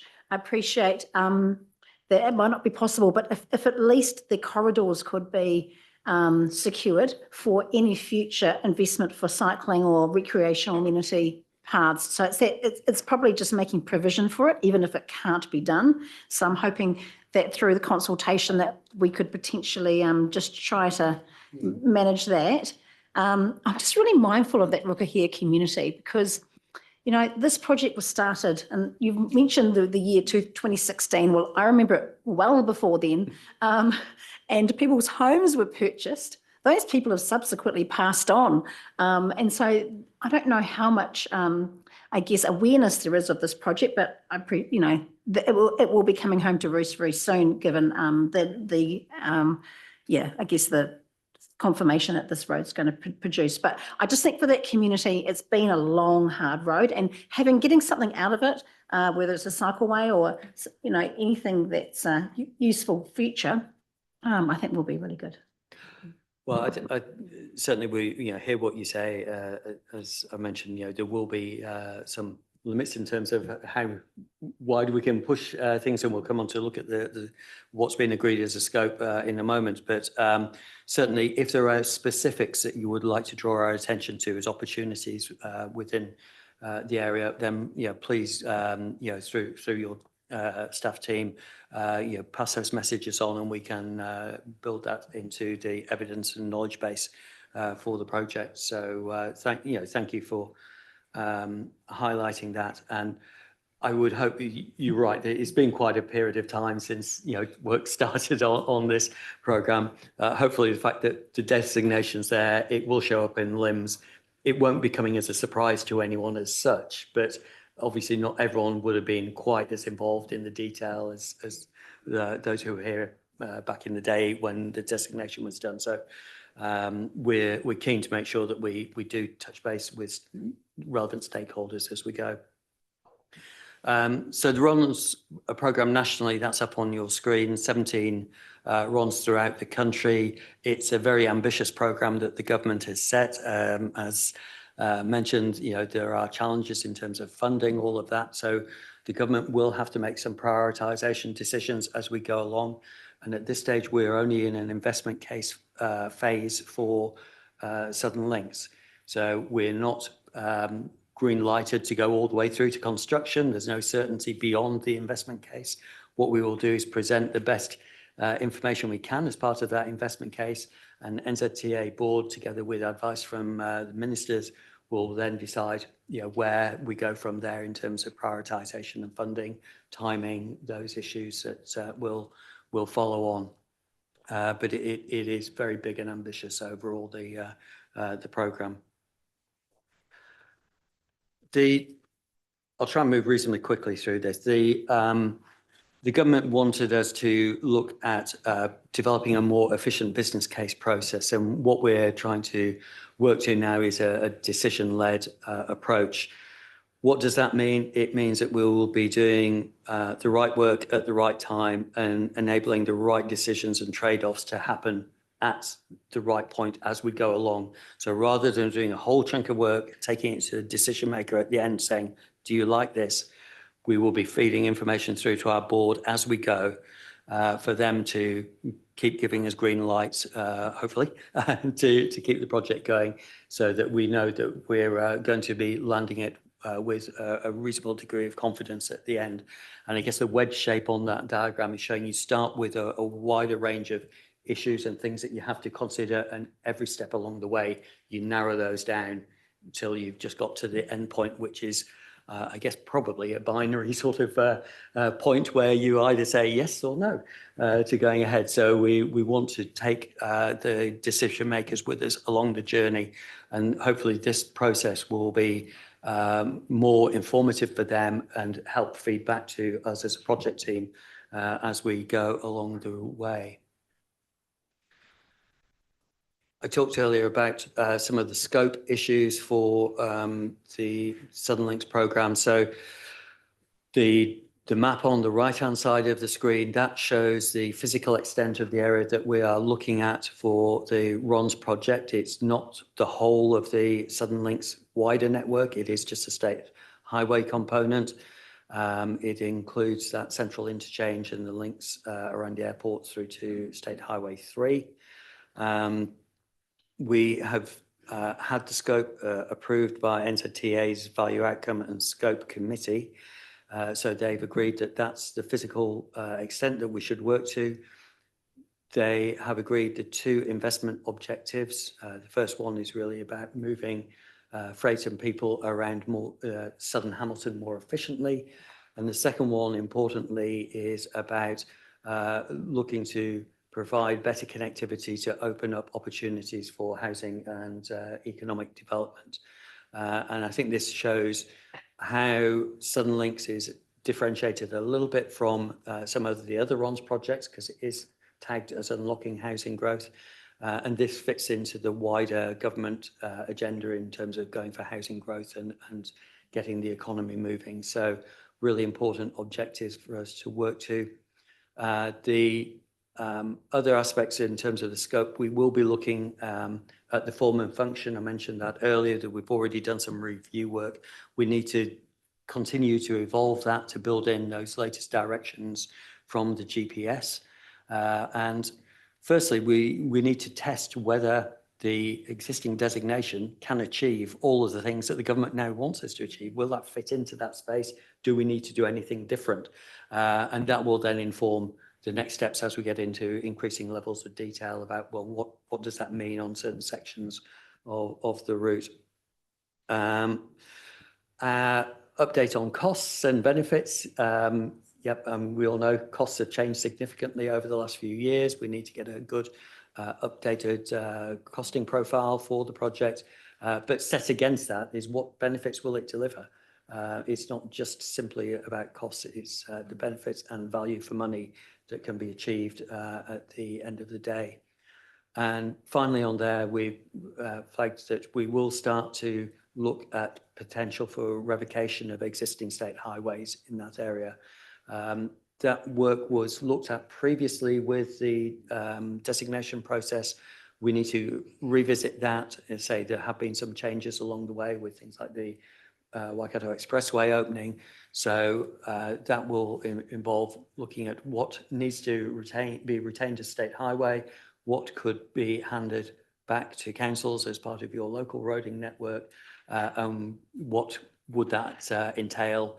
There are separate processes that we would follow. We're not going to do all of a revocation here and now, but it's a start of a discussion and a journey that we'll go on collectively with councils as we work through the project. So that's, I think, a useful thing for us all to be thinking about and helping to inform what goes into the network planning that we mentioned earlier about how we integrate the projects. I'll hand over now to Andy to just take you into a bit more of the project detail. And Thanks, Mark. So we've been given the task, as Mark has said, to deliver the investment case by the middle of this year. It's a tough ask, but a lot of the other roads of national significance are going to be delivering into the middle of the year, so the board can make an informed decision. We were given the decision to begin work just before Christmas. So we've began building a team. So we've got a consultant on board, and we've started some of those early activities. Even though, let's say, the investment case, it's a smaller scope than what was previously business cases, we're still delivering the 5 cases of a business case. So the 5 are up there from A through to E, and they're going to be staged through the next 6 months. Hopefully, no more than that. So yeah, we've started in that strategic case work. So we're probably 50% of the way through the strategic case, and we're just about to kick off some of the economic case work. Yeah, and we've started engaging with local stakeholders, particularly the Future Proof group. So We've been having several meetings. We're actually into working with the transport working group. We're actually having weekly meetings with that group every Wednesday morning. And that's really to get an agreement on the land use assumptions, because obviously those have changed since the scheme assessment was done in 2013 and the designation was set down in 2016. So we're just looking at those base assumptions as part of the land use, because that's going to drive a lot of the modelling and a lot of the outcomes and benefits. So I think we're nearly there with that agreement, if not there now, following this morning's conversation. So we are working quite closely together and looking at that network plan as well. So coming up with what that future network would look like come 2055. And we will be utilising some of the existing forums within Future Proof, particularly the FPIC, and just enabling that feedback and hopefully support for the project to progress. On to the last slide. So you would have seen sprints, and each of these sprints is really focused on decisions. So as Mark said, we are bringing the NZTA board along the journey. So it's not the case of delivering a business case or a very progressed and nearly finalised business case at the end. Is actually then bringing them decisions along the way. Each of the sprints is actually aligned with board meetings and decisions. So we've actually looked at the certain tasks that need to go into a decision, and we've aligned them with the board dates this half of the calendar year. The first sprint is really focusing on that RONS compliant design. So the existing designated design has a couple of areas that do not comply with the RONS guidelines. So we're just focusing in on that and what does that actually then mean? And then obviously then coming up with a cost estimate to then understand whether we take those forward, and those are the decisions that will then go through to the NZTA board, whether they have trade-offs or associated costs with them. Again, very early on in that process. Sprint 2 is really landing that form and function, again, along with, let's say, the future network plan, talking to Future Proof and some of the land developers around the project area, particularly in the west, so the SL1 developers. And then Sprint 3 is really once we've landed that form and function, is really focusing in on certain areas along the corridor, sort of value for money workshops, looking at certain issues, maybe with the Waikato River crossing. Is there any areas where there's sort of that co-investment or value add where we could then get that to enable those wider benefits? So yeah, and hopefully, if we stay on track, we should be able to get to a sort of position of understanding what the project would look like, or if it differs from the designated design by May time, and then we'd be able to complete the rest of the business case through to the middle of the year. Yeah.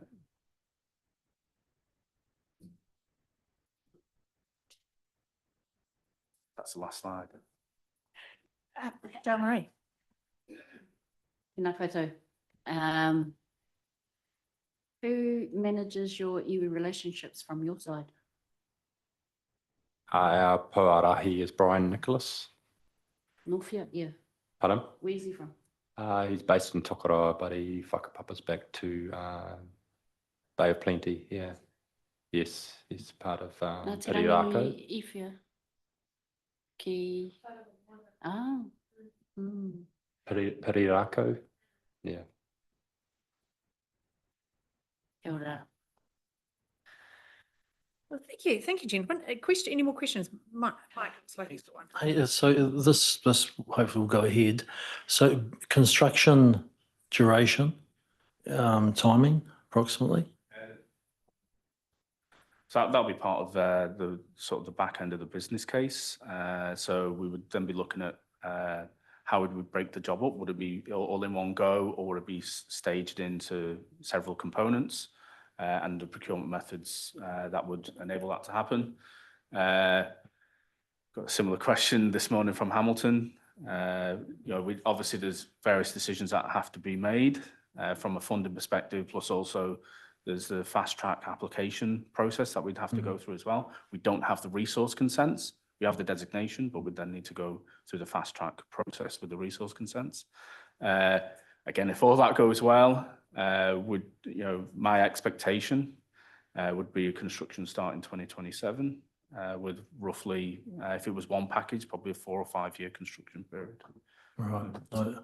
I mean, twofold, just good to know, but obviously a lot of the construction folks that are involved in this are also involved in the waters and infrastructure.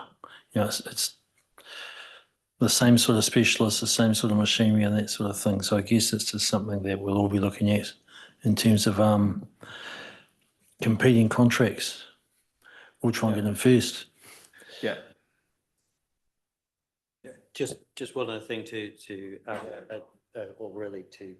just make sure you are aware of, as Andy said, there's a number of gateways we've got to get through. So at this stage, what we are tasked with is doing the investment case, getting that up to the board by mid-year.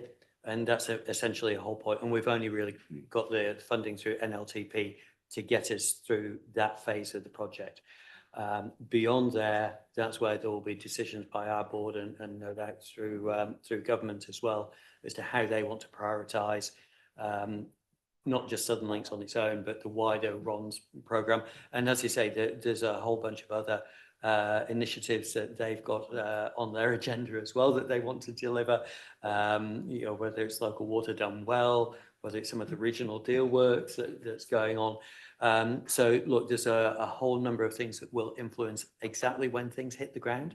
Don't want you to get overexcited that we're going to be able to get out there with spades starting too soon. But what is clear, we want to get through this investment case process rapidly, get Southern Links up in front of the board along with the other RONS projects, and then they'll be in a position to make those prioritisation decisions and subsequent funding decisions going forward from there. So that's, I think, the reality of the situation is I don't want you to get too carried away. But if everything went well, I think the timelines that Andy's indicated there gives you an idea of the pace that things potentially could work at, subject to procurement and availability of resources. Yeah, I mean, it's just like you say, there's these several big initiatives that are in play in the country, at the moment, and they're all going to use similar resource. And really, let's face it, they are going to cross over time frames. There's going to be some multiple double, triple ups. And so I guess it's as long as the right people nationally and locally are talking to each other and the contractors who actually manage the workload. So there's not oversupply of work and the prices will ramp up for all of us. Yeah. That's a great point. And I think what Mark's done well there is to articulate tempering of expectations. And whilst we're here today with what is a good news story, and yes, we're working at pace through the investment case process, there are still multiple gateways to get through with that. But other than that, very happy to have had the audience with you today and to meet you all. So thanks for the time. Kia ora, Andrew, and it's lovely to meet you, and thank you, gentlemen, for coming in. It's nice to meet all three of you, and I just want to endorse the conversation that our councillors have led out. I think the Ahuaki, our spatial plan, good placemaking to unlock sustainable economic development, housing growth, but good placemaking for communities, because we know the multiple benefits of that in terms of health, well-being, children and education and whānau stability. There's a whole lot of spin-offs from those good elements of placemaking. So those are the things that are important to us here in Waipa. But know that we are part of the fabric and the weave with you alongside Future Proof, alongside the regional deals. We're about to have Tracy May come and talk to us actually about the regional deals proposition from the Waikato, and it is all very much around collaboration and alignment, based on the principle that everyone is moving around the Waikato, whether it's to go to work, whether it's to play, whether it's to take, children's education, whatever it is. And so we understand how integrated we are. I want to acknowledge the challenges that you've had in the organisation and quite a significant reset and what that means for you as staff. So I want to acknowledge that and appreciate that you've come today and given us this update. I think one of the greatest messages that you could take back from us, and to Mike's point, is actually, yes, we can temper expectations and we can think about priorities, but actually certainty is the greatest thing we can offer into investment and infrastructure in New Zealand. That's the best thing for us all in terms of forecasting our rate increases, best thing for you, best thing for the civil contracting fraternity so that they can invest in what they need to do. And it's this changing direction every 3 to 5 years that's costing the country, as you know, I'm speaking to the converted, in a productivity sense in a whole range of ways. So if the government's committed to unlocking the economy and growth and development, well, certainty and the national infrastructure strategy is going to be critical for that. And we wholeheartedly support it, want to lean into that. But to Liz's point, communities feel that in their homes and their land and their investment decisions for their families. So I think the more we can work together and collaborate and get that certainty and alignment of that longer term view, and then just get stuff done, that'll be great. So looking forward to that, looking forward to the partnership. I am so still being new to the game too, Andrew, figuring this all out. Delighted with the timeframes that you've had, that you're proposing, subject to the business case, and I'm delighted to see progress happening, of course, from Cambridge, from Karapiro to Piarere, because that obviously is going to be a really critical point as well. Also want to take the opportunity, because I drive through it all the time, is to compliment you on the Piarere roundabout.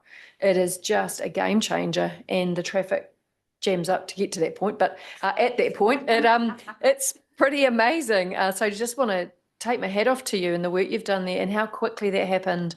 And what a great piece of kit that roundabout is. So thank you for that. It's certainly much safer than that old T intersection, that's for sure. So yeah, thank you, gentlemen. Thank you. Yeah.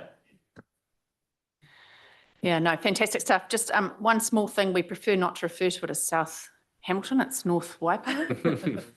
And it's the Waipaha Southern Links, not Hamilton, because it is technically in our. Work on that, that's a territory. big thing for the investment. Just saying.